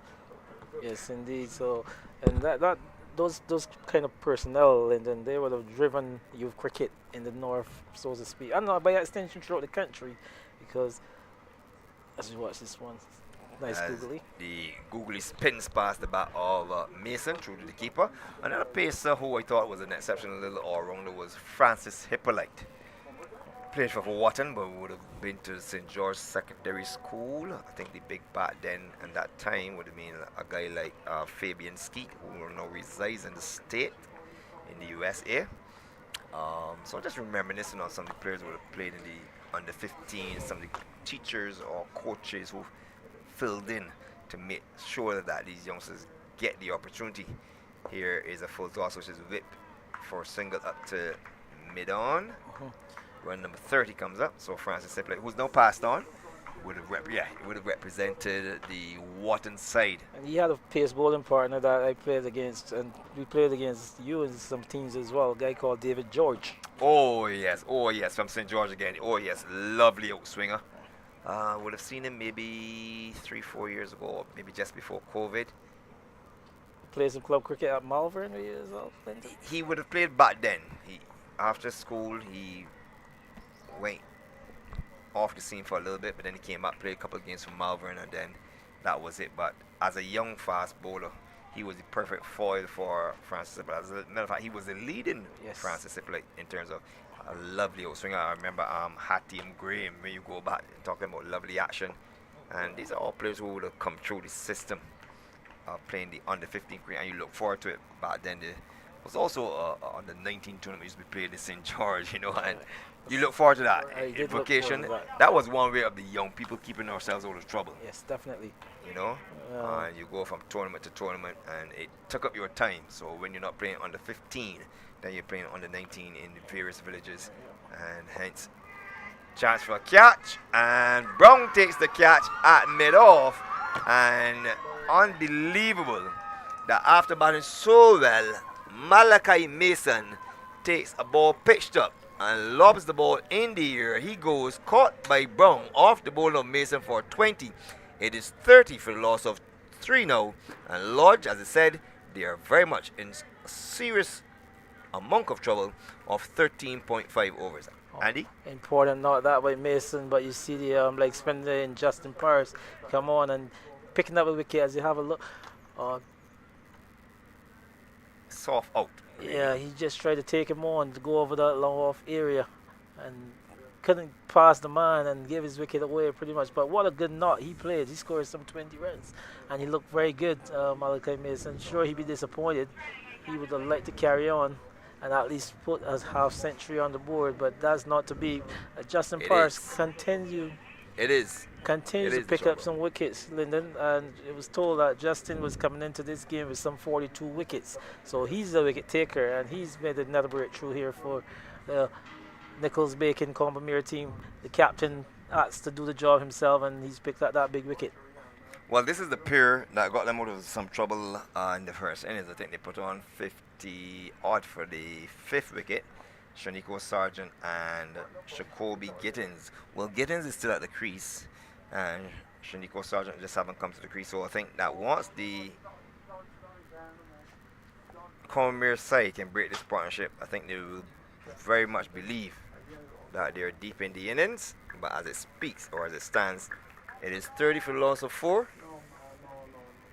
And remember, the 25 overs to complete today's session. So maybe roughly another 10 overs after this. As it is Fort, who steams into bowl.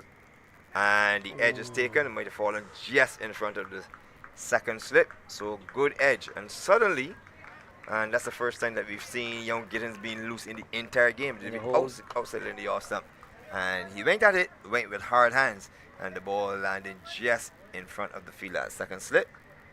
So nervous times here for the Milo Laws side in their second innings, as Fort from the northern end goes past umpire Sargent. The ball's going to be outside of the off stump. That's the same delivery that he edged previous delivery, and now, as he would normally do, he allowed it to go by, taken by the keeper Hines, who's behind the stump. He opted not to play at that one. The one previously, he played a shot, a naughty shot, you would say, and he was lucky enough that it didn't carry to that second slip in Fairbrace. But good ball in there by Fort. He's continued to just be as accurate. Just bowl the ball down that fourth stump channel.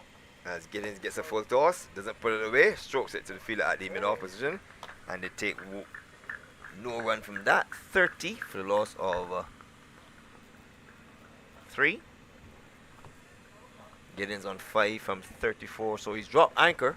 But while you drop anchor, Andy Payne, I obviously you still need to score, because if you don't score and then you get out, then it doesn't really assist your team. You just contributed to the problems that they're in, and at the moment Lodge are in some trouble. And here's the outside in the off stump, pitched up, and the batsman Giddens is forward, plays it on the offside, and there is no run. You were saying, Andy? Yeah, we've got some WhatsApp messages coming in. Tennyson and Roach, he's also just. Oh, say good afternoon to my good friend Tennyson Career Roach. Yeah.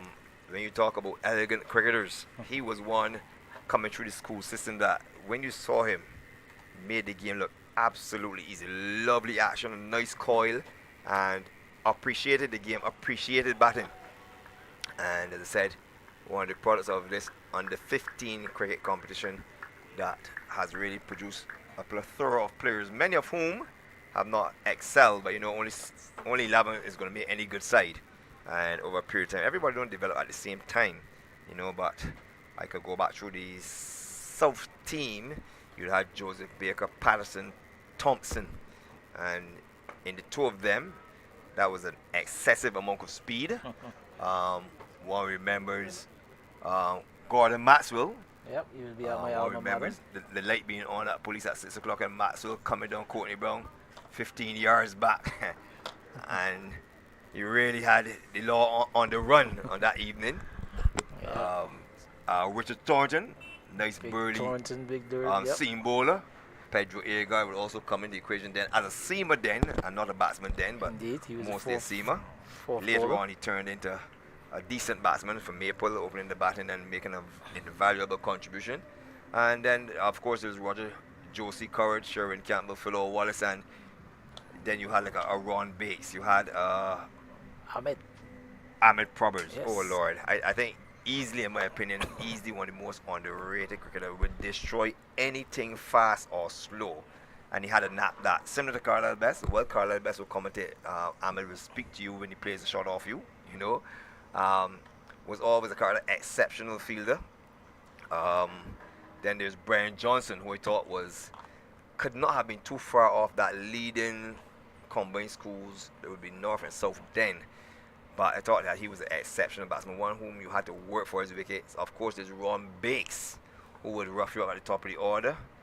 And I'm just trying to retain that combined school South team that was extremely strong then. 30 for loss of 3. This one's played into the leg side at the end of over number 15. So 10 overs remaining. Well, not quite, as the umpires haven't moved. And Sargent is yet to score. Giddens on 5.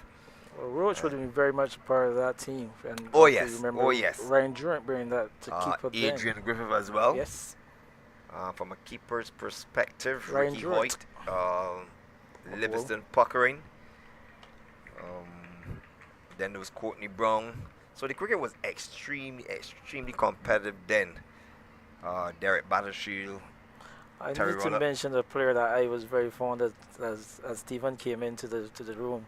But his brother, David Leslie, I would have been replacing David in first division from the Lodge School. David played at Lodge, and we had a very lot of good rivalries, Lodge School and Coaching Park. And David will be opening battle for the combined schools in my time as well. Of You course, remember then- David Leslie? then You ever you played? No, Stephen's- I don't. I remember Stephen just trying to poke out everybody eye. I remember that. David had a lot assiduously. more shots. Oh, well, I missed the better Leslie then. David I had missed a the lot better more Leslie. shots. There was Horace Minus Waldron. Talk about elegant, talk about look on the eyes, talk about easy. How about Jerome Gittins? Oh my lord. No, you're carrying it to the next level. So when you talk about Horace Waldron and Jerome Gittins, then you remember Carl Hooper, just to give people the idea how these fellas looked. And the production. I saw Jerome most recently. The games at Kensington, good to see him, and it was really sad that these guys just walk away from the game. But I guess we all have our path to chart, and he's one that would have easily been missed. It's also young Glenn Roytel, who's gone on to great beyond elegant. So Lodge have produced a tremendous amount of young cricketers who've done exceptionally well in the under-15 competition. 31 for 1 in the final delivery of over number 16. Remember the 25 available, and the leg spinner bowls the googly, which spins past the bat, and that concludes over number 16. So that's the end of my stint as well. Shakobi Giddens has 5. Shoniko Sargent has 1. They need to do a repair job here for the Lodge side, who after being in deficit by 16, after Combermere folded for 113, they are 31 for 3 in the second innings, with Paris picking up 1 for 7. More from Andy Payne, and then you'll be joined by Andrew Mason. Yes, position of 31 for 3. Some lead by 15 runs. Justin Paris, he's coming to the attack. He's showing his wily like spin bowling. He's picked up 1 wicket for 7 so far. But he was, like I said, he was probably Combermere's most successful bowler in the duration of the preliminaries. So a lot of work to be done by him here. But Shakobi Giddens and Sargent, they're this pair. It needs, if Lodge is going to show any fight, this pair needs to be the pair who will do that for the Lodge School. As we welcome back Andrew Mason. Andrew. Yeah, indeed, you're spot on with your analysis there. This is the pair for Milo Lodge, the 2 best batsmen. Yes. So useful conversation there with Lyndon, started by Lyndon and Donovan Lovell, Andrew Mason. They're speaking about some I players. enjoyed it immensely, really. But I'm quite impressed with the leg spin of Parrish. I mean, he looks good. He's a thinking cricketer. He's got the googly. And pitches are getting hard as well, so he's getting a bit more bounce as the action continues.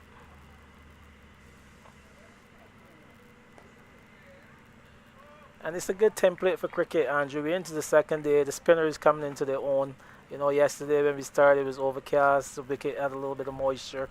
You saw Jahidi Hines and Butcher Lewis just seeming it around yesterday morning. But then today, as day 2 of the game, you've seen the slow bowlers coming in. Seeley picking up a 6 wicket haul. Sargent 4. And now you're seeing young Justin Paris. He's getting some spin and bounce. He is indeed.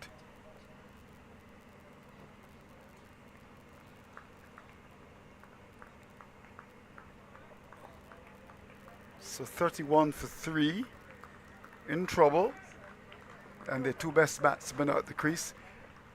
Giddens hasn't looked as secured against the leg spin of Paris in relation to the other bowlers that he's faced. He's actually struggled against the control of Paris.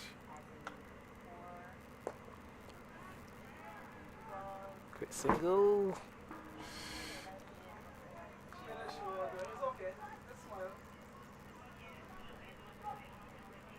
There was a lot of risk in that shot. terms of taking the single, had it hit, I think he would have been in some trouble there. The return came in at the non-striker's end, and he might have been short. There was no need to do that. I suppose that's what pressure does for you. It was his call, and he had some response from Gittins, but the throw was coming to his end. The non-striker was a danger end as well. It didn't quite beat the fielder, so he's lucky to. If it was a direct hit, he'd be in some trouble. I think he would have been gone. I just want to comment as well on the field placing of the captain Paris. He clearly knows the game. Gittins is one that wouldn't go over the top, would work the ball around. And look at that field. We'll describe it after this delivery.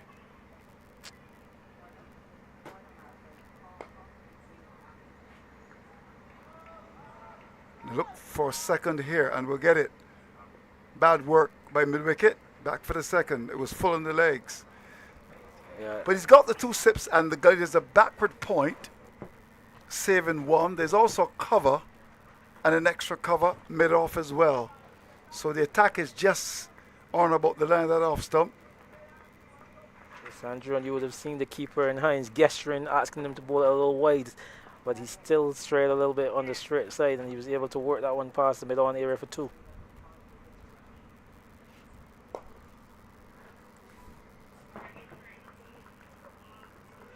Well, that was on the leg stump again. Lucky not to have been punished there. To the left, to the right, it might have brought runs. I'm looking forward to the contest between Sargent and Paris as well. Paris has really bowled well. I'm very impressed with the way he's bowled, and he's captained the side. Now he decides that, well, with the length and line not to his liking, he's now going to reinforce the onside field. So there's a mid-on and a mid-wicket as well for Fort.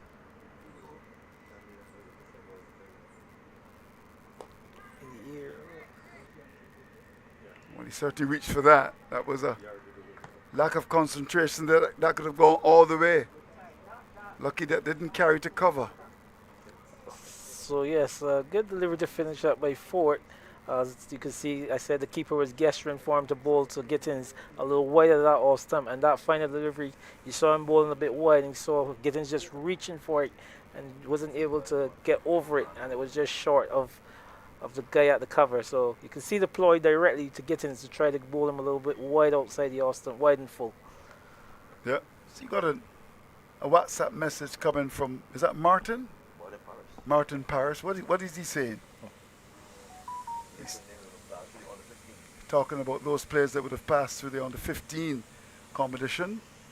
Ron Bates, Ian Bradshaw, Hattie and Graham. There was a famous commentator who used to call him Haitian Graham. Andy Branch, Sean Armstrong. Albert Ellis, what's become of him? Ron Griffith, David Bino. Jeremy Allen, Graham Bethel, yep. Joseph Harris, Michael Matthews, and Ron Bancroft, who did so very well at the local level.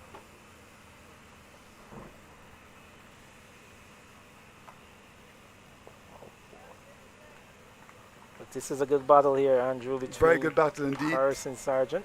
And what he's done, he's got the silly point in and that slip. And Sargent was a little uncertain of that delivery. His control has been brilliant.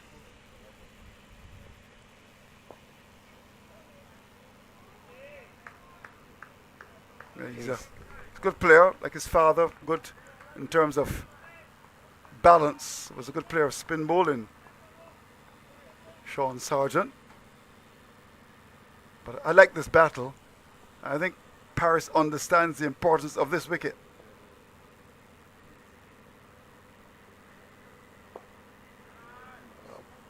Yeah, indeed. This is a good look on the cricket. You can see that these two obviously are a little bit above some of the boys, but it's a good battle here going, and what good control by Paris.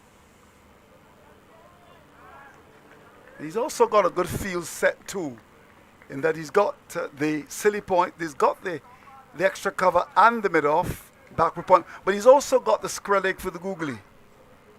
That ball went down to square leg. This is good cricket. He's got a good head, young Paris, like his dad. He's just trying to get the silly point to come to the right. That's part of the psychology here. Beaten with a beauty. That's fantastic bowling. And you know, those are little things about the game. What he did is he waited until Sargent was taking his guard again and stopped. And then just got the silly point to come to the right. That's part of the psychology. And there he was, bang on target, beat Sargent with a leg break that spun past the bat. 34 for 3. Good cricket. Indeed, just a little bit of taking him out of his comfort zone, making him have to regroup. Young Paris. So good intelligence by the young man. So obviously you said he's a good captain. He's got a good support cast in Jason Paris, his dad. So this is a really good battle, as does Sargent has a good support in Sean Sargent, who was, like you said, one of the better players of slow bowling in this country. Yeah, and you know, we don't get an opportunity to see a lot of the youth cricket because we obviously do the elite cricket, but there's a lot of talent around. There's no question about that. And it's just a matter of harnessing that talent. Here's Fort to continue to. Gittins. Gittins has been very solid. Seems to be much better at the medium pace stuff. He's had one or two challenges against the leg spin of Paris. The thing about Paris is that the pitch is obviously getting harder now, and there's a lot more bunks that he's generating. And he also is very good in terms of control, and he's got the googly.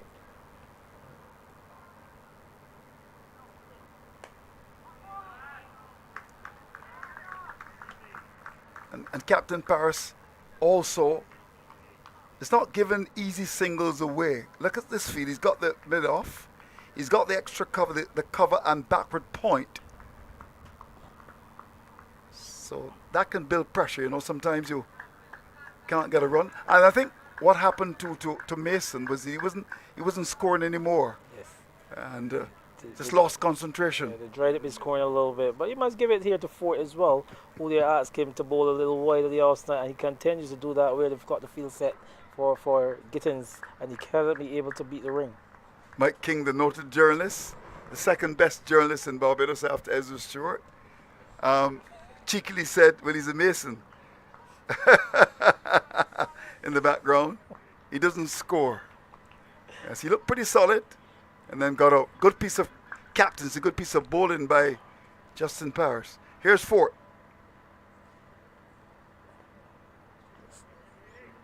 The other thing too is Jahidi Hines. He's not only a bowler, he's not only a batsman, he's also keeping as well. Indeed, rightfully so. At that age, you're supposed to be involved in everything in the cricket. Indeed. And he's looked good. A bit like Kevin Wickham, who can bat, bowl, keep. He's also a decent leg spinner. He also bowls off spin as well. No, they'll get a single here. That was the striker's call because the ball went behind the non-striker. And they got the run. So this is an important period here. 35 for 3. Milo Lodge wouldn't want to lose any more wickets this afternoon. If they do, then they could be in some big, big trouble. Sargent and Gittins will want to come back tomorrow. Let's hope the weather's good. It's been very good for the first 2 days of this match. Brilliant sunshine today. And the pitch which is getting better all the time as it gets harder.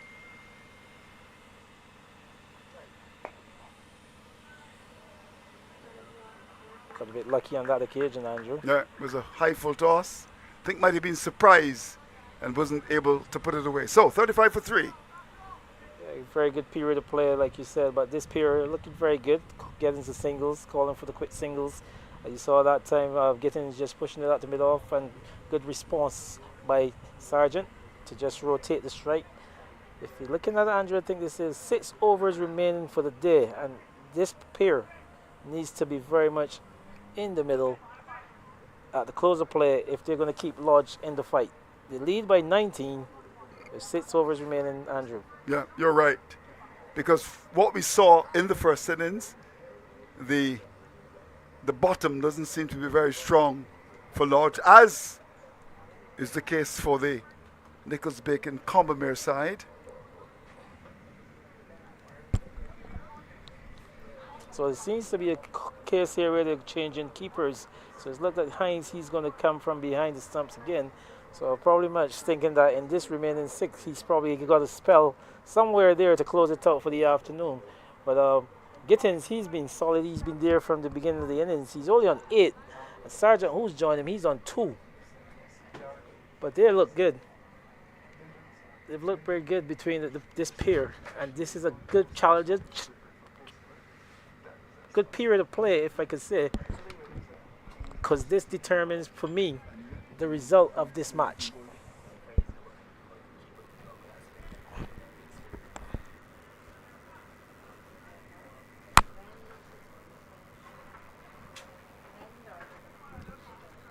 Yep, so change in keeper.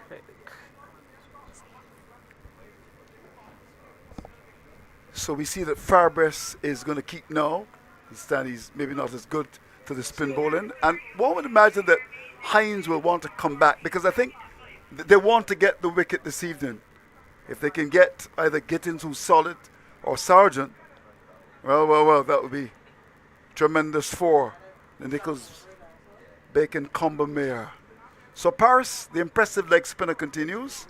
Game being watched by Mike King, whose report we'll look forward to in the Nation tomorrow. Wayne Holt is the man reporting. There wouldn't be any bias despite the fact he's a Lodge man. No. So he's here. So good coverage by the Nation. Paper that has been with us for over 50 years now. Well done. Mike King was there for 51.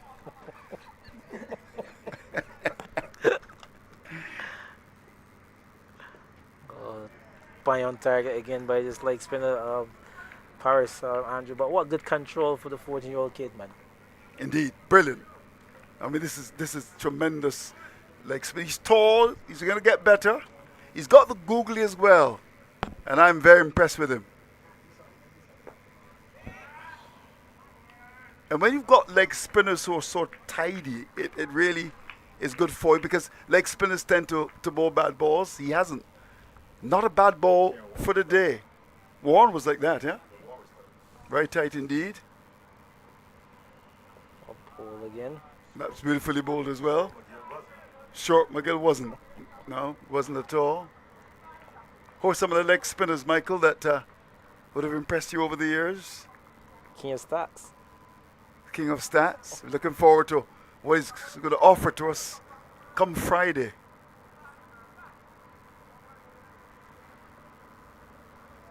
Well left by the batsman. A lot of bounce there, but a little bit too wide. So the over comes to an end, 35 for 3. Shane Warne, of course, the best. McGill was not that good. Leg spinners that would be produced by the West Indies over the years, not many.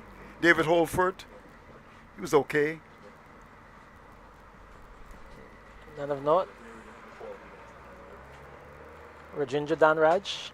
Danraj, yeah, he was okay. Ron Lewis was decent. Ram Narayan. Ram Narayan was okay. Okay. They wouldn't get 8 out of 10, would they, Michael? No, I didn't think so. And may not be featured in the King of Stats. It's interesting that Mike King, who would... He says they're not from Holdershill. An area that I think, when you look at it, I really think that the historians should really go into Holdershill and do a study of it. I mean, an area that's produced some wonderful cricketers over the years. 4 Barbados captains as well. You rightfully call Hines is back. So Hines is back. They do recognize the importance of this wicket, and he starts with the ball right up in the block hole, and Sargent plays slightly across it. If they can get Sargent here, it would have been a tremendous effort on their part and a decisive moment in the game. Here's Hines to bowl to Sargent. Oh, beautifully bowled indeed. Fantastic delivery. Beaten outside the off stump. You just saw Sergeant gesturing that one has some outswing on it, Andrew. But good length again there by Jahidi Hines, who continues to impress. Yeah, he's very good. Watched by his father, who's right behind the keeper. His father's there watching, and of course, I think he's also taking pictures as well. As is his mother, who's His mother's here, yes. I'm told. Here's Hines to continue. Paid away down to third man. That's going to go towards the boundary. We'll get a second here. Had the width and was guided away for 2 by Sargent, who's batting at number 5 in the Milo Lodge team. There's always this talk about where your best batsman should it actually bat.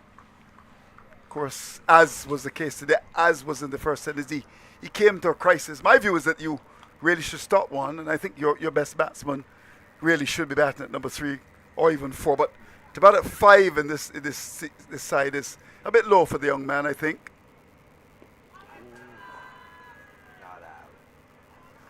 That ball kept low. Yep. But he continues to cause him trouble. Andrew, he's got a bit of pace about him as well. Jahidi Hines seems to be pushing Sargent on the back foot there. Yeah, and that kept low. Might have been sliding down the leg side, but the thing about that was that it kept low. You got to be careful. What will happen tomorrow, we shall see.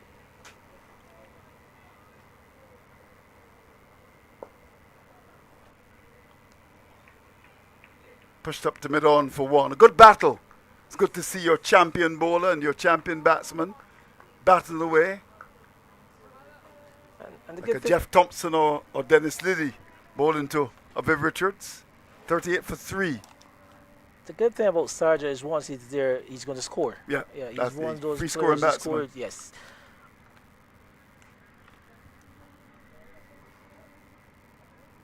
So the lead is just 22. If they can come back tomorrow and bat for a long time and try to give Nichols Bake and Combermere maybe 120, if they can do that. It's a difficult assignment, I would suggest. Runs for Milo Lodge here will get too comfortably. It was a full delivery. Maybe Hines could be a bit tired now. Didn't have the same energy with that last delivery. So the over comes to an end, 40 for 3. Indeed. So another good over there for the Lodge team. They had some 5 runs off of that over, and it was just by picking them off. As you say, he could be a bit tired, but as I said, once this guy Sargent stays in there, he's going to score. And as you see, every time he came to the crease in both innings, you've seen a different rhythm by Gittins. Every time he's there, Gittins seems to be able to score a little freer as well. So I just think that between this period, it gives each other that confidence to keep the partnership going.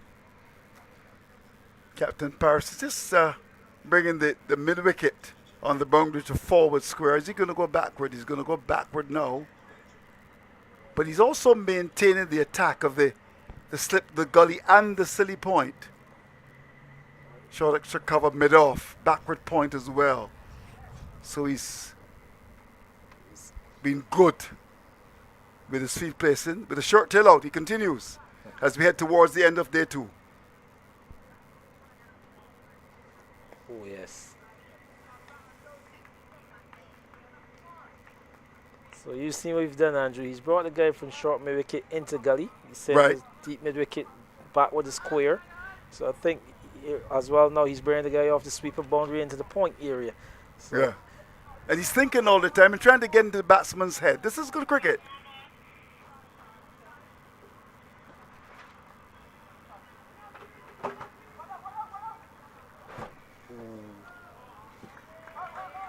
Oh dear.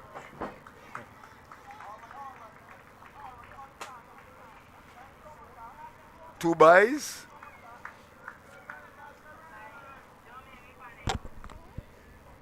it's a very good period of play here, Andrew. This Yeah, is the the first move bad ball that he produced and it wasn't put away. Yes. Shaunako's mother, Nicole, on the far side is saying, watch it, my son.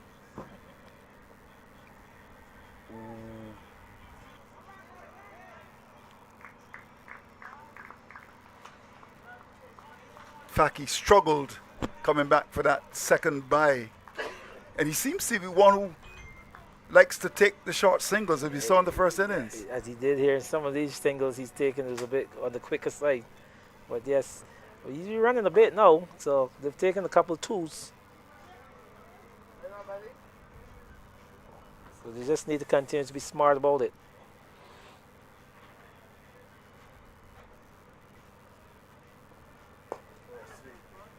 Very well played indeed. We'll get a second here, comfortably. In fact, Sargent is jogging. He was able to jog that second. What a nice flowing shot there by Gittins. And I saw Hines just getting a bit on the fuller side, and he was able to get in good position and lick that one past the middle on area for two. That looked a very accomplished stroke. He's a good player. He's a good player. Didn't think he was as good to the spin bowling as the pace, but that happens sometimes. They said that Desmond Haynes was much better at fast bowling, although he made runs against the spinners.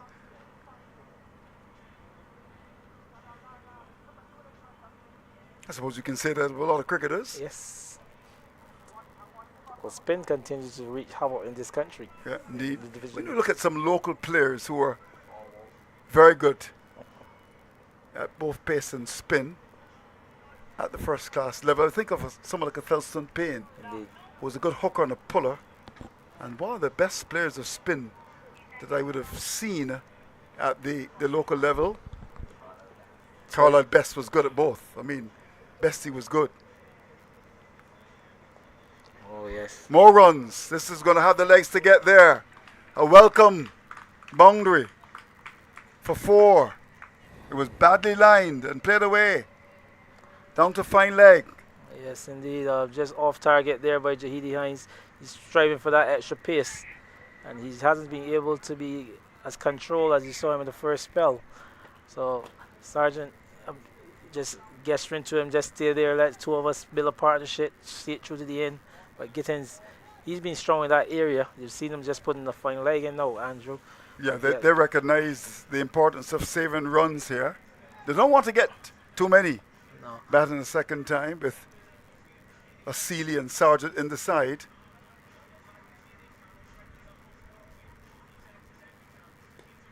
Very well bowled indeed. Squaring the batsman up.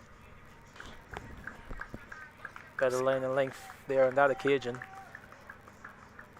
But the lead now, Andrew, is some 34 runs. So Yeah. he's just eking it up. You know, Important. as you say, you need to play in tens from here on. Yeah, That's you how do. you will Yeah. set your target. Set your targets. Indeed. That's what you tell the boys at Maple. You're the head coach down there now, are you? No, Hendy Brand is the head coach. Hendy Brand is the head coach. Yes, It's been in that job for a long he's time. been.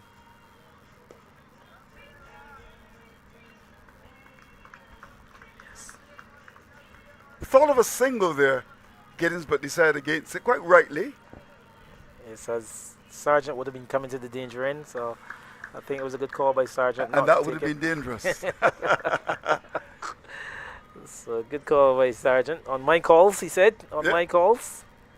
Of course, his mother, father, little sister watching the action.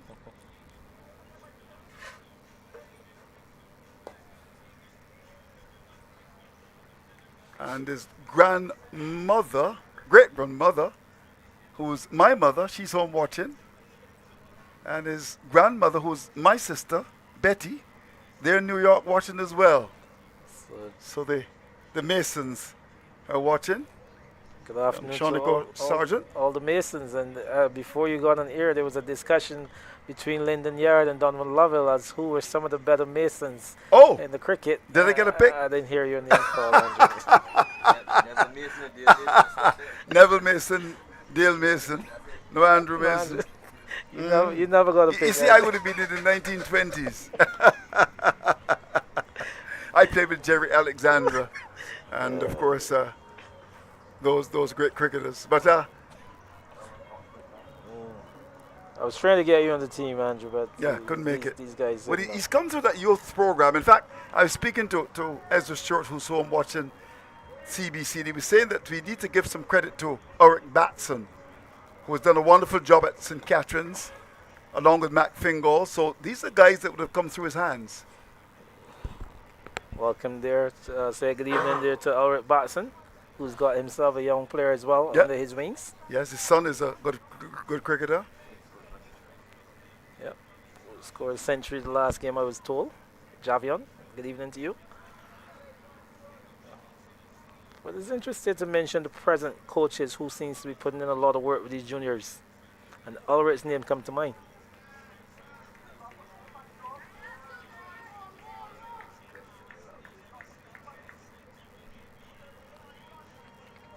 Good flow and drive there by Sargent. That was thrown up invitingly, and he got to the pitch and drove it through cover. But what I like For about a him, single. Andrew, is that once you give him an opportunity to score, Yeah, he will would. score. There's no doubt. That's why he's made hundreds at this level.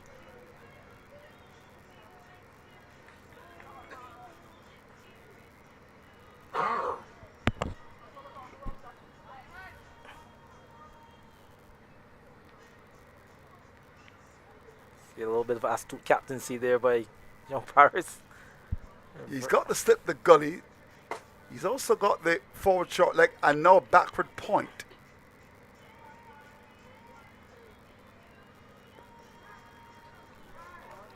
It's gone past the keeper. More runs for Lodge. They get a second here. Let's wait for the signal. No signal from the umpire. Mm. Interesting. So that was a chance, I would think. Taking the edge. Wow. As I said, he's not being that comfortable. Actually, was mistumped. It was, but he continues to bowl the googly here at the left hander. I don't think he's picking it. No, he's not. He's not picking the googly at all.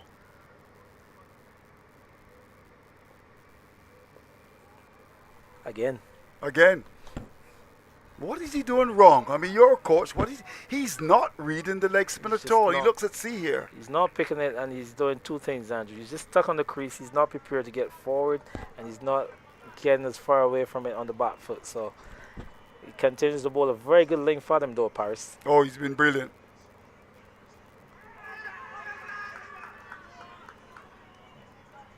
We thought he'd edged it there. Certainly thought he did. Yeah. Big appeal for catch at the wicket. Now it says umpire fields. But what, Hans Akimbo is the bowler. He's upset. He thought he'd got his man there with the googly. yeah, but But he's brilliant. what He's good brilliant. control- Absolutely lovely control. brilliant. Lovely control, Andrew Mason.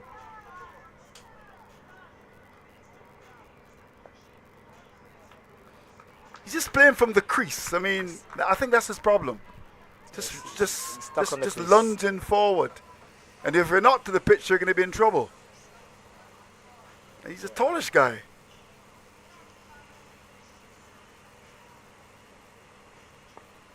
Dave.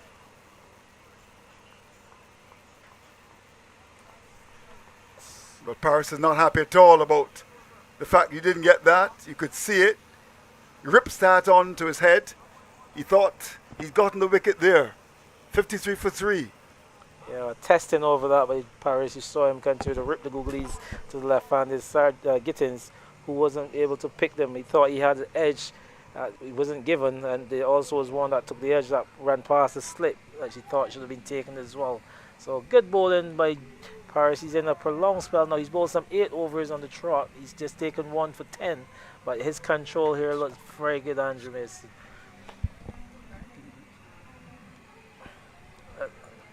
So, final refreshment break for the day with Lodge on 53 for 3.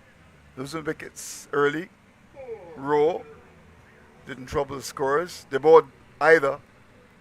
And Mason, after looking pretty solid for 20 from 37 balls, I think what happened to him there was that he couldn't get Paris away, and he tried something and was caught at mid-off. Sargent has been very careful on 6. He knows he's got to stay wrong. He's on 23. And the man who top scored in the first innings, Gittins, is there on 18. So 24 overs bowled, 53 for 3.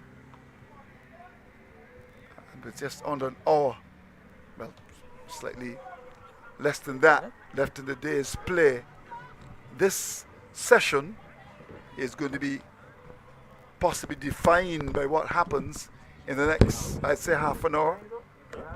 Because if they can get a wicket or two here now, Nichols Bake and Combermere, they will feel that what we saw in the first innings, they can rip through the lower order. On the other hand, if these two can bat to the close and get Milo Lodge up to maybe 75, 80 for 3, with a lead of maybe 70 or so, come back tomorrow, they're going to push it because they've conceded first innings points. Then we could have a pretty good game. But we've seen Hines, good as usual, 1 for 18. And the figures of Paris, really very good. Bowling particularly well, picking up a wicket as well. In fact, he's been good. He's got 1 for 10 as well. Come back, Donovan. Yes, thank you, Andrew. How do you see it now? Certainly, this partnership is the key one for me, in my opinion. Gittins and Sargent. Remember, Gittins top score in the first innings was a very polished 41, and Sargent made 26. So if these two can bat to close the play, probably getting up to roughly 75 or so without any further loss, I think we're all set for a very good finish tomorrow. Looking to probably give the Nichols Bacon Combermere anywhere in the region of 170, which will be really hard to get back in the second. That's a lot of runs, though. It's a lot. Yeah, it's a lot. Are you sure you don't want to revise that? Probably 160. 160. You sure you don't want to revise that? No. So I stick at 160. I think they'll be good to get to maybe 120 if they can. But depending on this partnership here, as I this said, is key. if they can bat to close the play, they should be anywhere in the region of roughly 80 runs or so, and really push on tomorrow. Yeah, you're right. And what has happened too is that Sargent is a free-scoring batsman, but he's not been able to get away because of the very good leg spin bowling from Paris, who's kept it tight, not only in terms of his bowling, but his field placing as well, because Sargent is normally a free-scoring batsman, and Fort has been just thereabouts, operating from the southern end. And of course, Hines has come back into the attack as well. So players have refreshed themselves, and what a battle! A low-scoring encounter in the under 15 finals.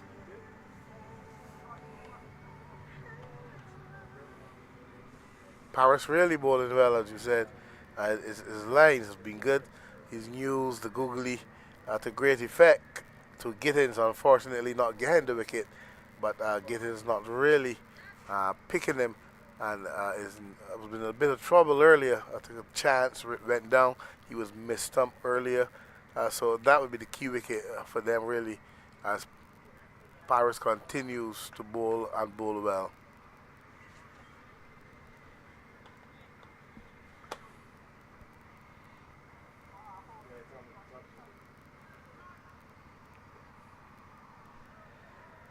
Say Hines.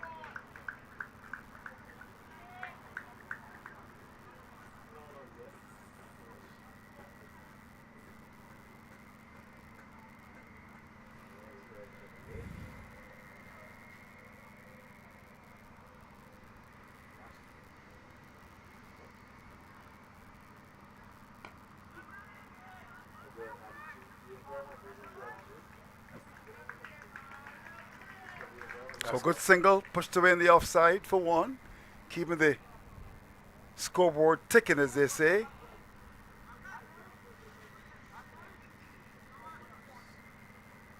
And Hines brought back into the attack to get another wicket.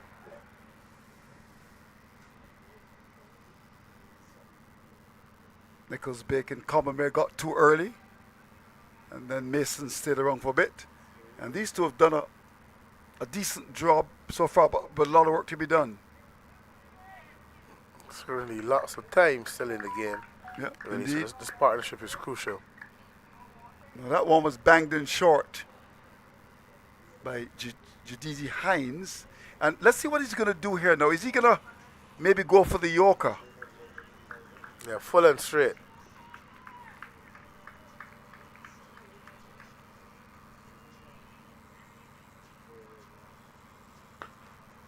Pulled away. That's gone for a boundary. Too short. And very well played indeed by Gittins.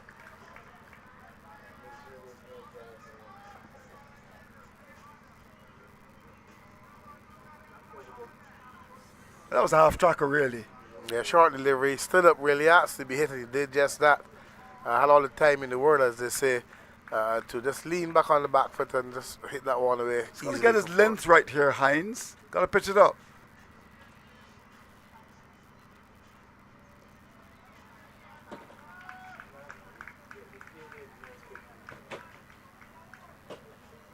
He did pitch it up, but it was a bit wide on that occasion.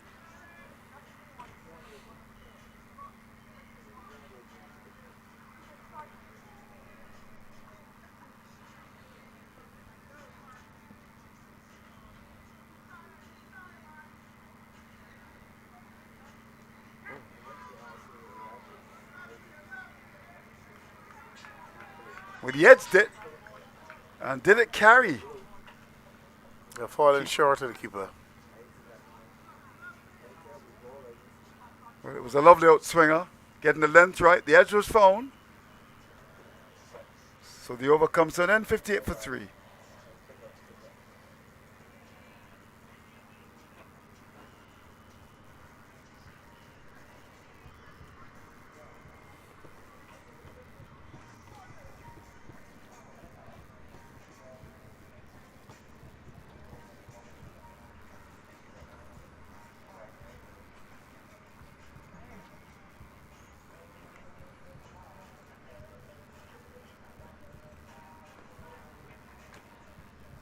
So Parrish continues with his leg breaks.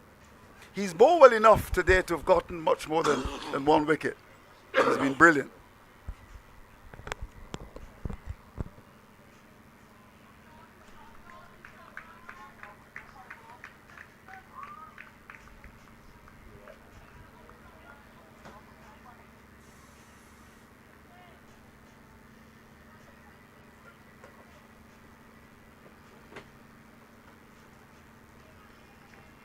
So he's teasing him now. The ball before was wildly off stump. He nibbled at it. That was thrown very high, very, very high indeed. So it's all part of the psychology here.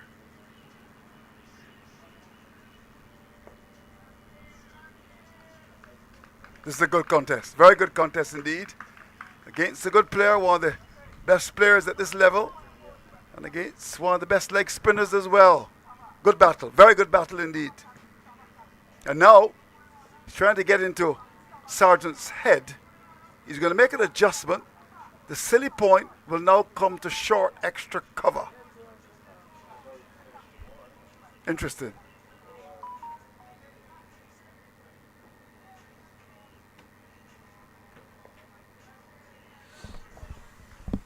But he's electing to go back.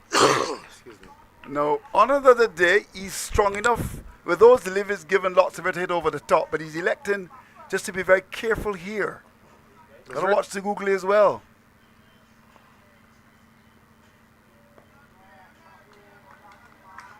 Good battle. I'm very, very impressed with what I'm seeing here. Good battle. Paris is a clever bowler. Sargent can bat.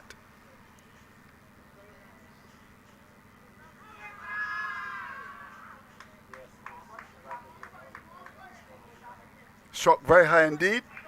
The leg break. Hitting him high and going. Would have gone past the off stump by the end of another. Very good over indeed. Bat lines they've been drawn. 58 for 3. That's certainly a very good over. And interesting enough, Andrew, the field that he had set, he dropped the ceiling off back slightly. He kept the cover short, an extra cover catching. He knows Sargent loves to drive, and he's flying him outside the off. So hoping that if he can get him to go into that drive and not really control it in terms of going through the air, he's in with a good chance. Yeah. So good tactics by Paris. Yeah, he's got a good head. And, you know, I'm so happy to see this because You know, I've generally been very critical of captains over the years. I like to see captains that are tactically astute. So, Hines to continue. You can see he's down on pace now. He's had a lot of work, batting and bowling. And keeping. And keeping. And that ball barely got through to the keeper. But they really want another wicket. They want, even if they can get two, these two, it'll be great for them.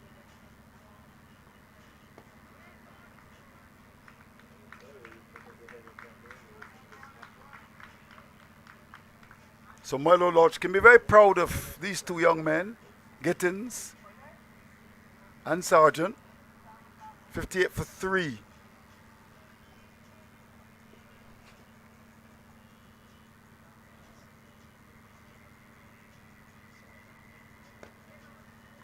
That's a very good delivery, but met with a broad bat.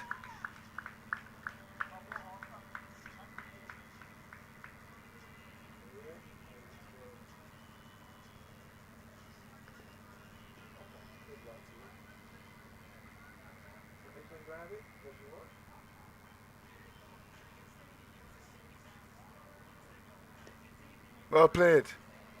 Down behind square. They'll get a second here, I would imagine, comfortably. Finally has to come across to the right. Offline. And picked off, as they would say. Good batting by Gittins. Good intelligent batting, really. Ball on the stump, he's defending. He's taking the ones, he's taking the twos. And really a very impressive knock again by young Gittins, who goes on to 24.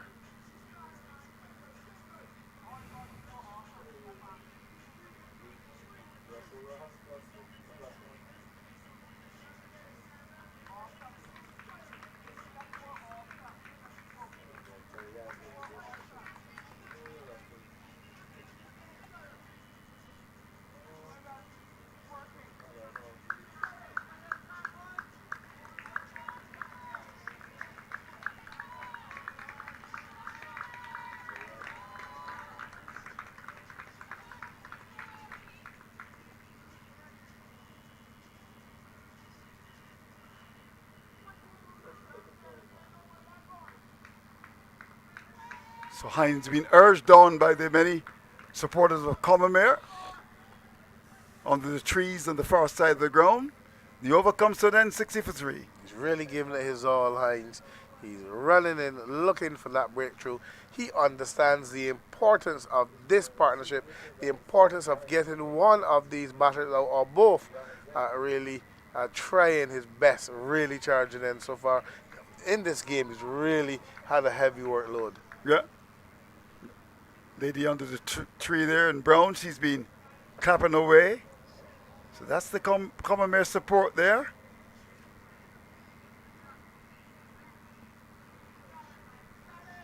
So the battle continues. Hines bowling to Sargent.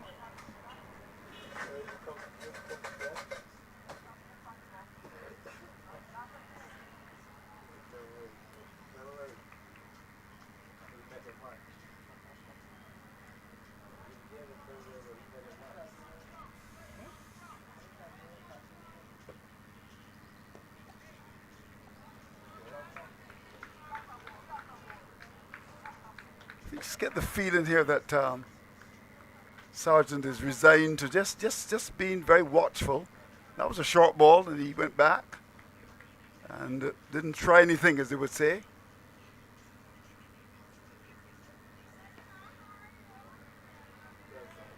What I would do here, Andrew, I would use the short leg. Right. Use the cover. Forget the extra cover. Leave the mid off. Right. Bowl And the leg invite break. him. Invite him to Yeah, drive. yeah, you're right. Looking for that edge, looking for that wicket.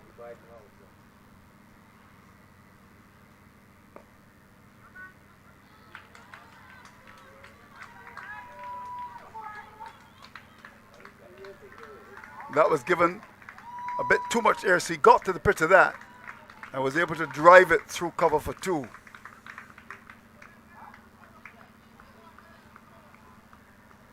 That was very well played. He loves to drive.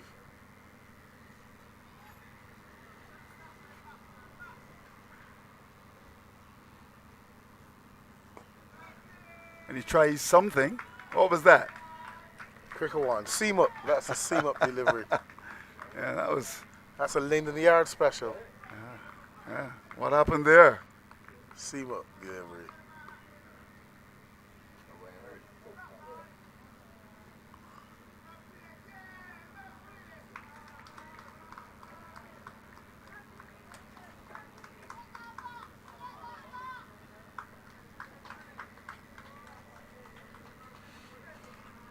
So he got some bat into that. It was ill-directed. These are important runs here.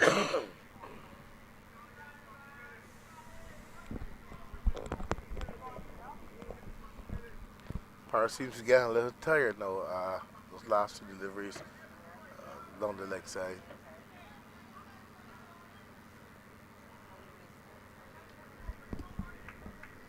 That was a full toss. Keeper didn't take it. Well, so the action continues. 64 for 3.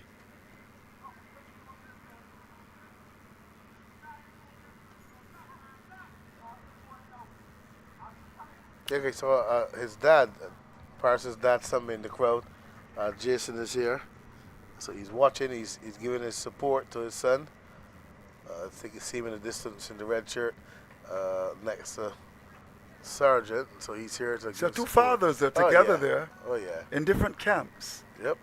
I'm interested if we can pick them up there with Sean Sargent and Jason Parrish together discussing strategy. So good to see that he's shouting support and advice as far as his son is concerned. So we got a change in Bone Hill.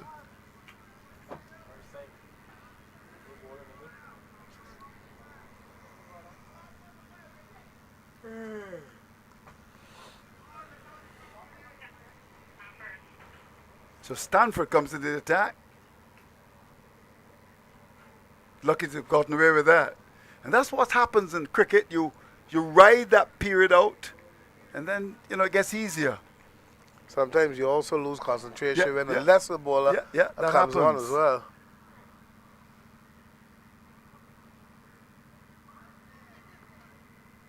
They had a single there. Clearly a single, but he was stopped by Sargent. He went down to fine leg, shortish, and it didn't go through. I suppose it's better to be safe than sorry.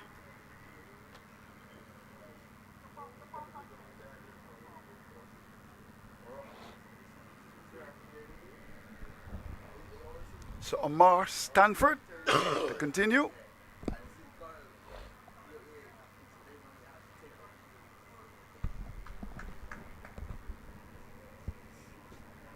Gain is outside the leg stump. And Giddens cannot capitalize here. Got it with a very high full toss in the first innings.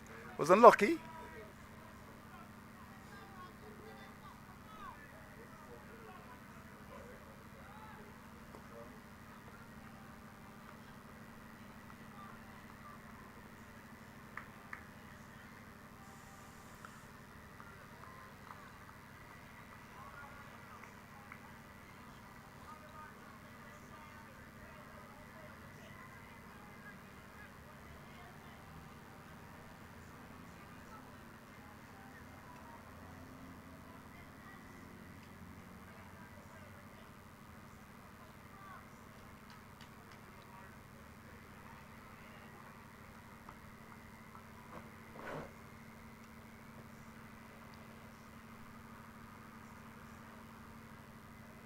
So the mid wicket has been pushed right back. There's also a backward square as well.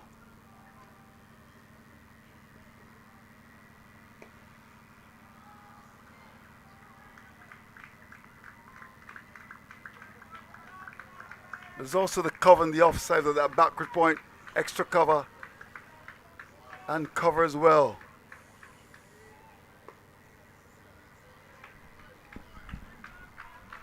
That's very well flighted. Sargent had to reach for that.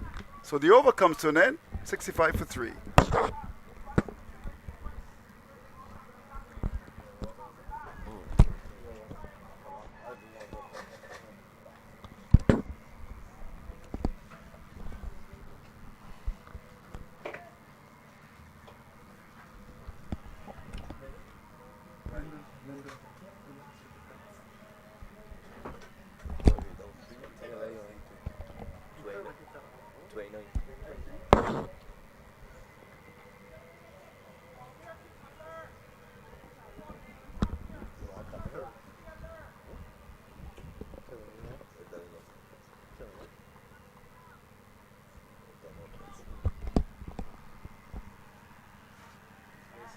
Google again.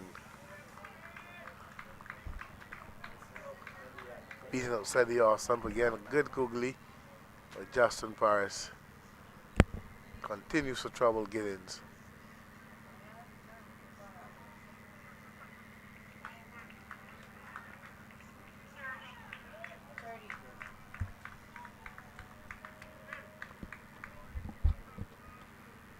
So these two have added now 36 runs for wicket number 4. Vital partnership between the two best batsmen of the side. But there's still a lot of work to be done here.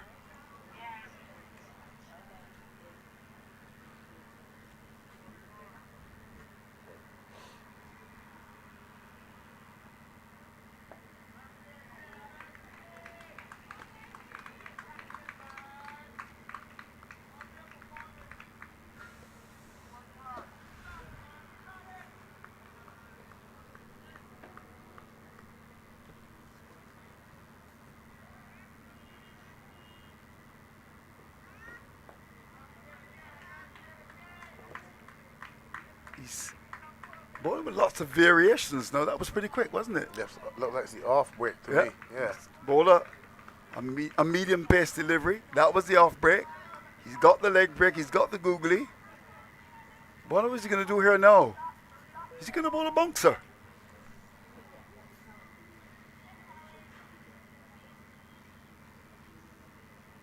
Lot of turn and bounce on that occasion. Well played in terms of Hines there with that beautiful leg break. Getting a lot of bounce. And his control is so good.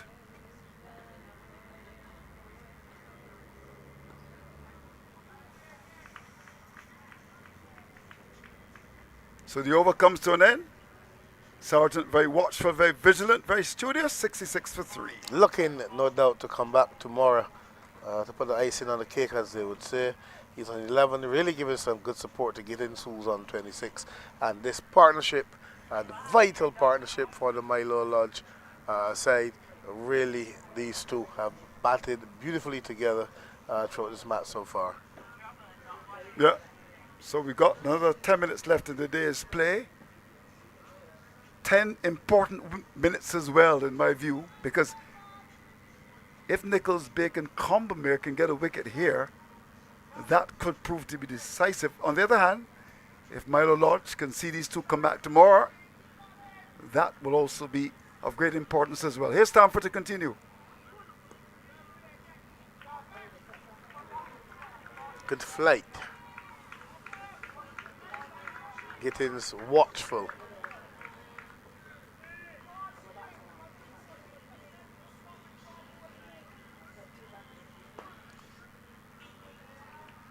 That's a good shot. That's going for 4. Important runs here. Swung away through with wicket. Well played, Gittins. It's again too short, asking to be hit. Easy, a ball really dismissed, and he played it well, out transferring the weight on the back foot and pulling this one, trim the wicket quite easily to move his total on to 30. Continues to bat well. Now he's pulled the City Point away, and City Point will now go towards forward square.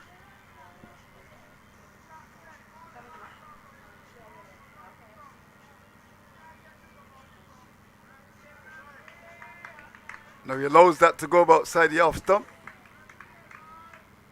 Won't be drawn into indiscretion there. Good cricket by Gittins. More runs for Milo Lodge. Will this have the legs to get to the boundary? It does. It goes for 4. Important runs here. Swept away. Well played again by Gittins. He's had a good game so far. Certainly that one down the leg side. Offline, as I was saying, he really only had to get some bat on it early and sped away down behind square for 4. So valuable runs, very important runs here for Milo Lodge.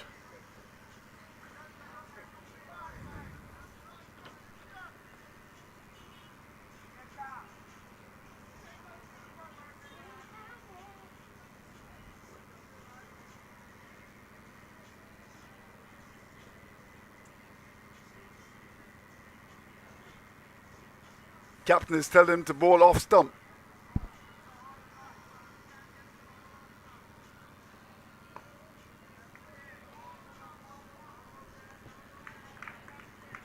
Doesn't get close enough to that full toss. Had he really been out on the front foot, he might have driven that through cover. Hit the bottom of the bat.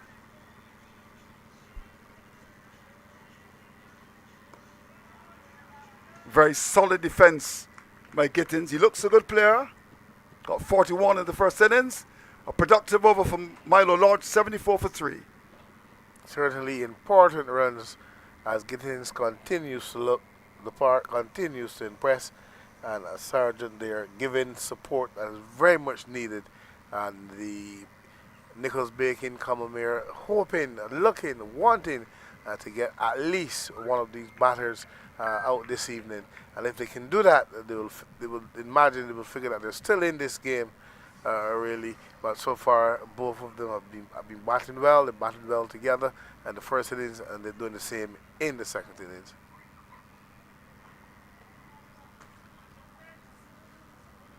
So by my watch, we've got another 5 minutes left in today's play. You might squeeze in another one after this. Yeah, you might get this About one. 5. Yeah, this one and another one might.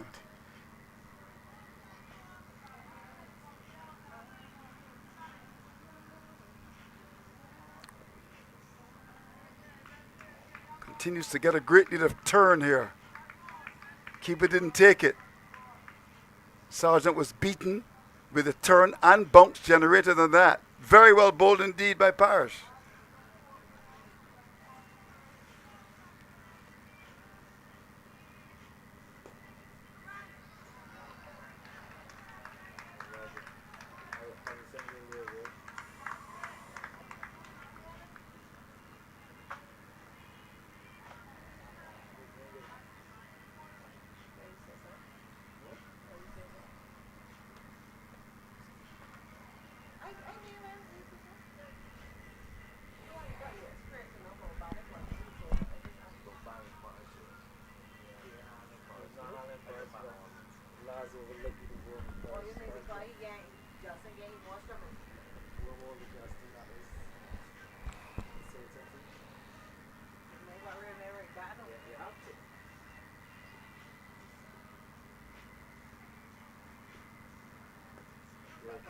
Well played by Gittins. Down to bat with Squeeze. Offline there.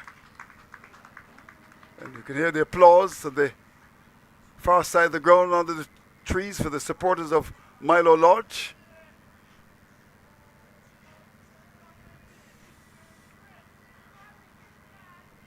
You can also hear in the microphone someone is saying play straight. Crucial time in the match.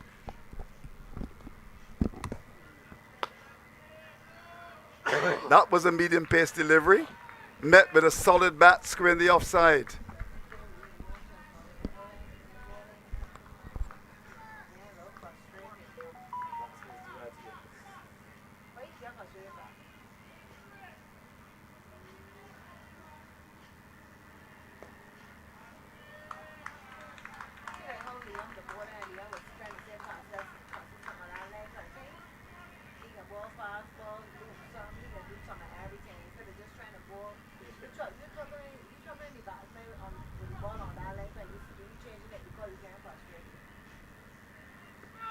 No. Well, that was a googly.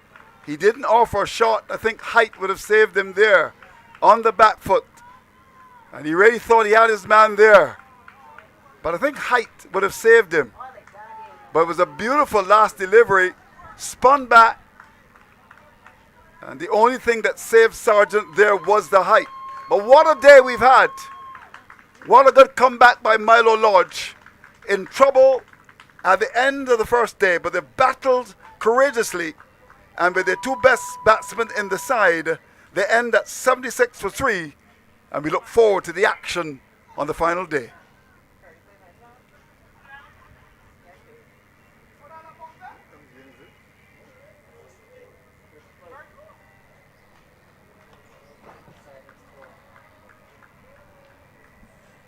Think Height would have saved them there? Yeah, height, most definitely.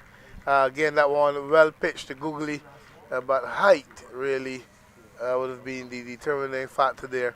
But as you said, indeed, a fine day for Milo Lodge, who fought their way back into this game, thanks to some fine bowling by the captain Liam Seeley and also Sargent, and now Gittins and Sargent again getting together for a crucial partnership here.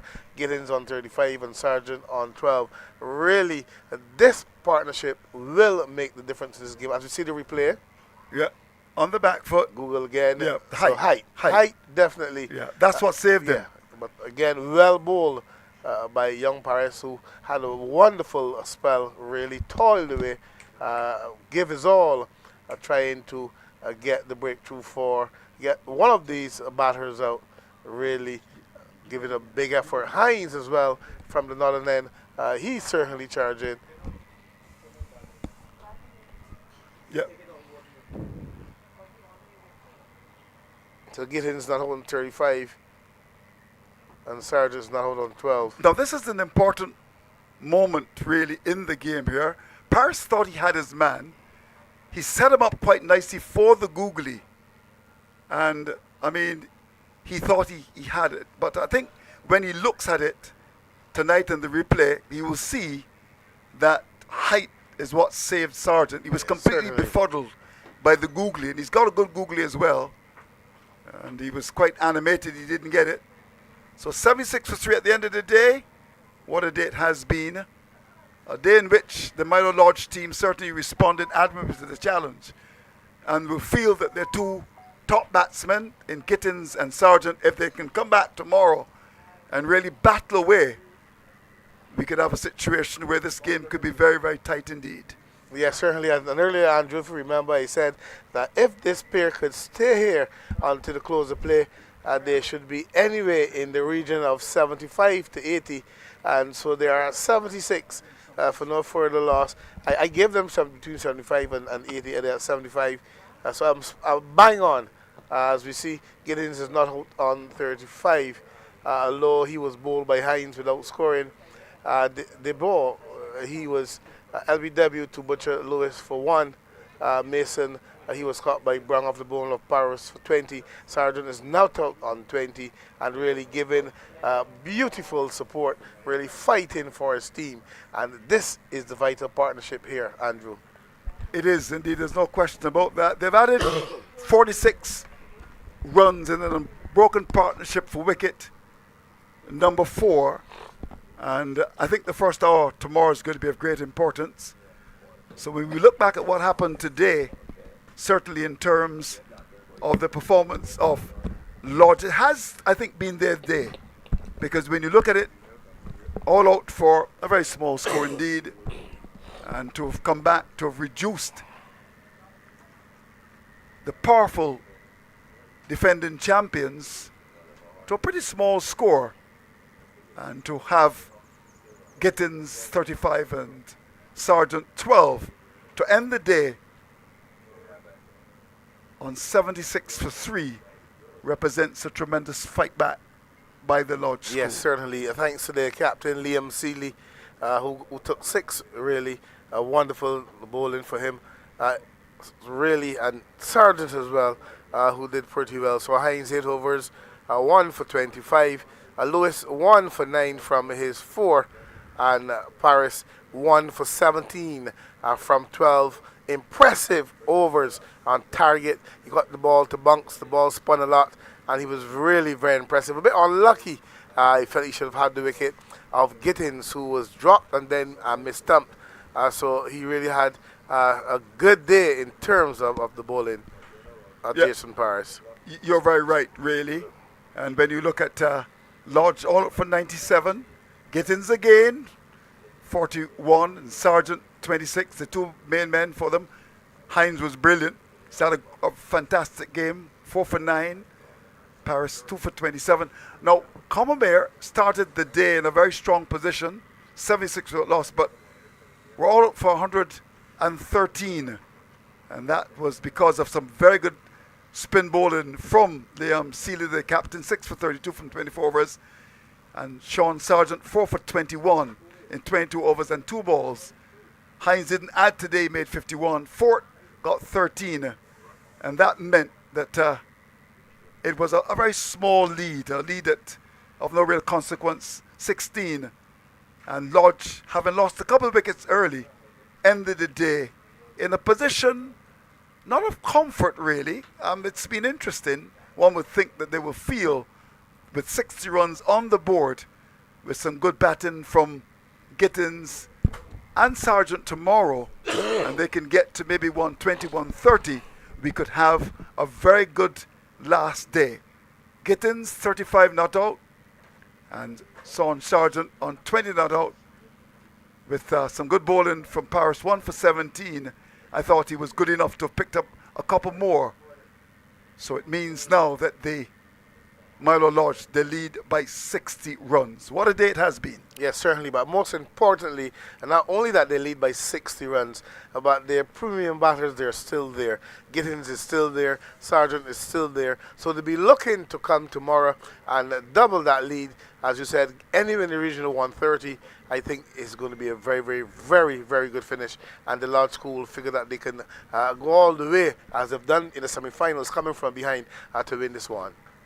So there you have it at the end of the second day. What a day it has been. First day dominated by Nichols, Bake and Combermere. I would suggest that day 2 would have gone to Milo Lodge given their struggles at the end of the first day, thanks to their big players, their captain, and of course Gittins, a solid batsman along with Sargent. They've got a lead of 60 with 7 wickets in the bag.